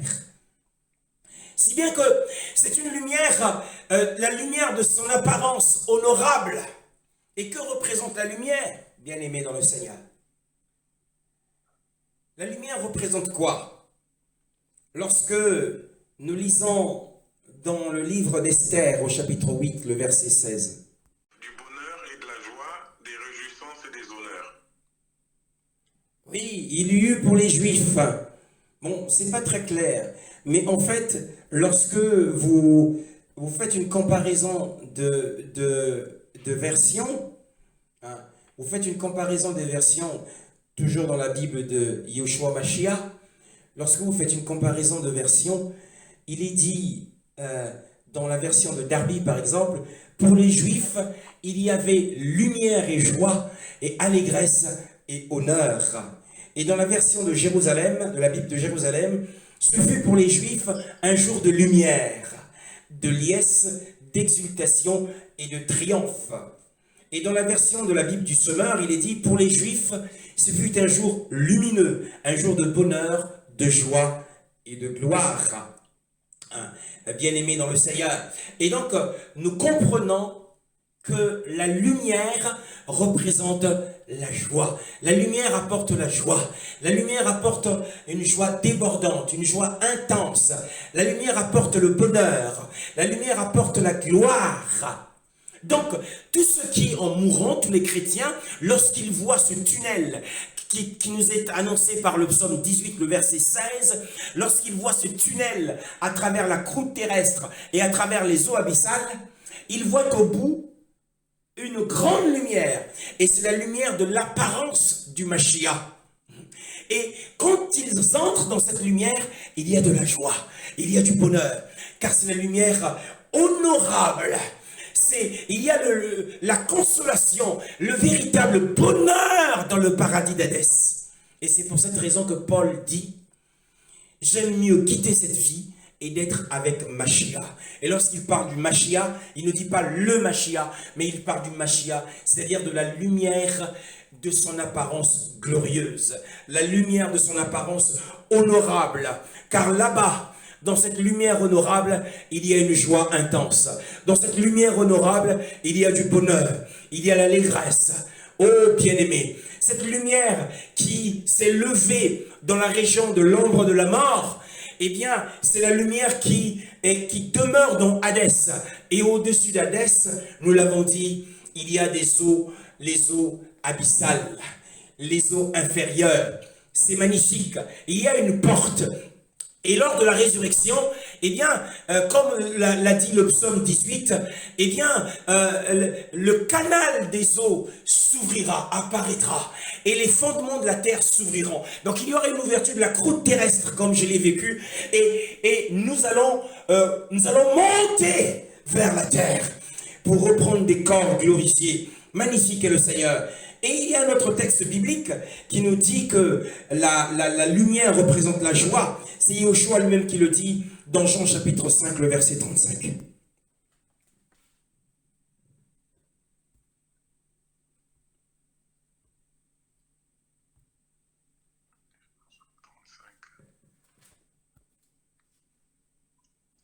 la lampe qui brûle et qui brille, et vous avez voulu exulter une heure en sa lumière. Oui, vous avez voulu exulter, c'est-à-dire vous avez voulu être transporté de joie, pendant une heure dans sa lumière.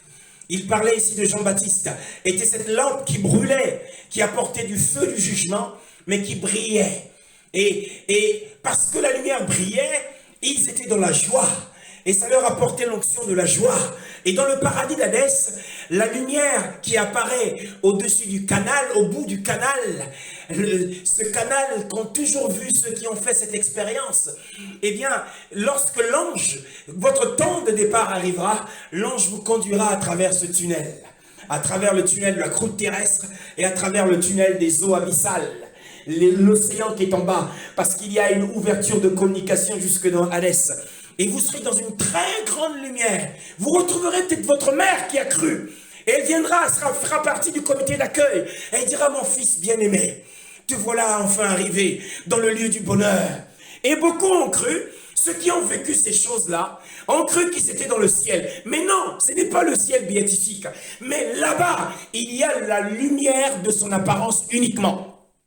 Et cette lumière de l'apparence du Mashiach donne l'impression qu'on est au ciel. Mais non, ce n'est pas le ciel, c'est Hadès. Parce que au dernier jour, le paradis d'Hadès sera aussi jeté dans le lac de feu. Nous aurons l'occasion de le voir. Mais là-bas sont emprisonnés les chrétiens. Enfin, quand on dit emprisonnés, c'est-à-dire qu'ils ne peuvent pas en ressortir, ils ne peuvent pas revenir sur la terre. Ils sont là-bas. Tous ceux qui sont morts avant sont là-bas. Depuis qu'ils sont morts, ils ne sont pas revenus. Donc c'est pour cette raison qu'on dit que c'est une prison. Parce qu'il y a au-dessus un océan abyssal. On ne peut franchir à moins que le Seigneur ouvre cette porte. Et lorsque Yeshua dit, les portes de la mort, les portes de Hadès ne prévaudront point contre l'Église, il part du jour de la résurrection, le jour où le canal s'ouvrira à nouveau et la croûte terrestre également sera découverte.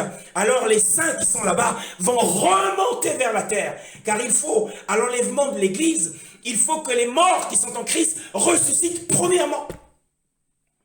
Il faut qu'ils remontent premièrement, et ensuite ils reprennent des corps qui ne peuvent pas être brisés par la mort, et qui ne seront pas touchés par le péché, pour entrer dans la présence du Seigneur dans la Nouvelle Jérusalem. Oh, nous bénissons le Seigneur pour cet enseignement, lorsqu'il nous a ouvert les yeux sur la lumière qui demeure dans le paradis d'Hadès. Et cette lumière, c'est le Seigneur, on peut nous faire grâce de pouvoir la voir, et d'entrer dans ce temps d'amour, parce que là-bas, ils entendent la voix du Seigneur. Là-bas, ils entendent la voix du Seigneur. Nous le verrons lorsque nous partirons dans l'Apocalypse. C'est le cas des âmes qui sont sous l'autel. Ils ont entendu la voix du Seigneur leur demandant de se reposer encore un peu, car le nombre des tués n'avait pas atteint le niveau que le Seigneur avait souhaité. Nous bénissons Adonai pour cette année nouvelle. Frères, que la grâce de l'obéissance, que la grâce de demeurer dans sa présence, que la grâce d'accepter son message, la grâce de rejeter toute méchanceté, la grâce de rejeter le monde vienne sur nous au nom de Yeshua. Amen.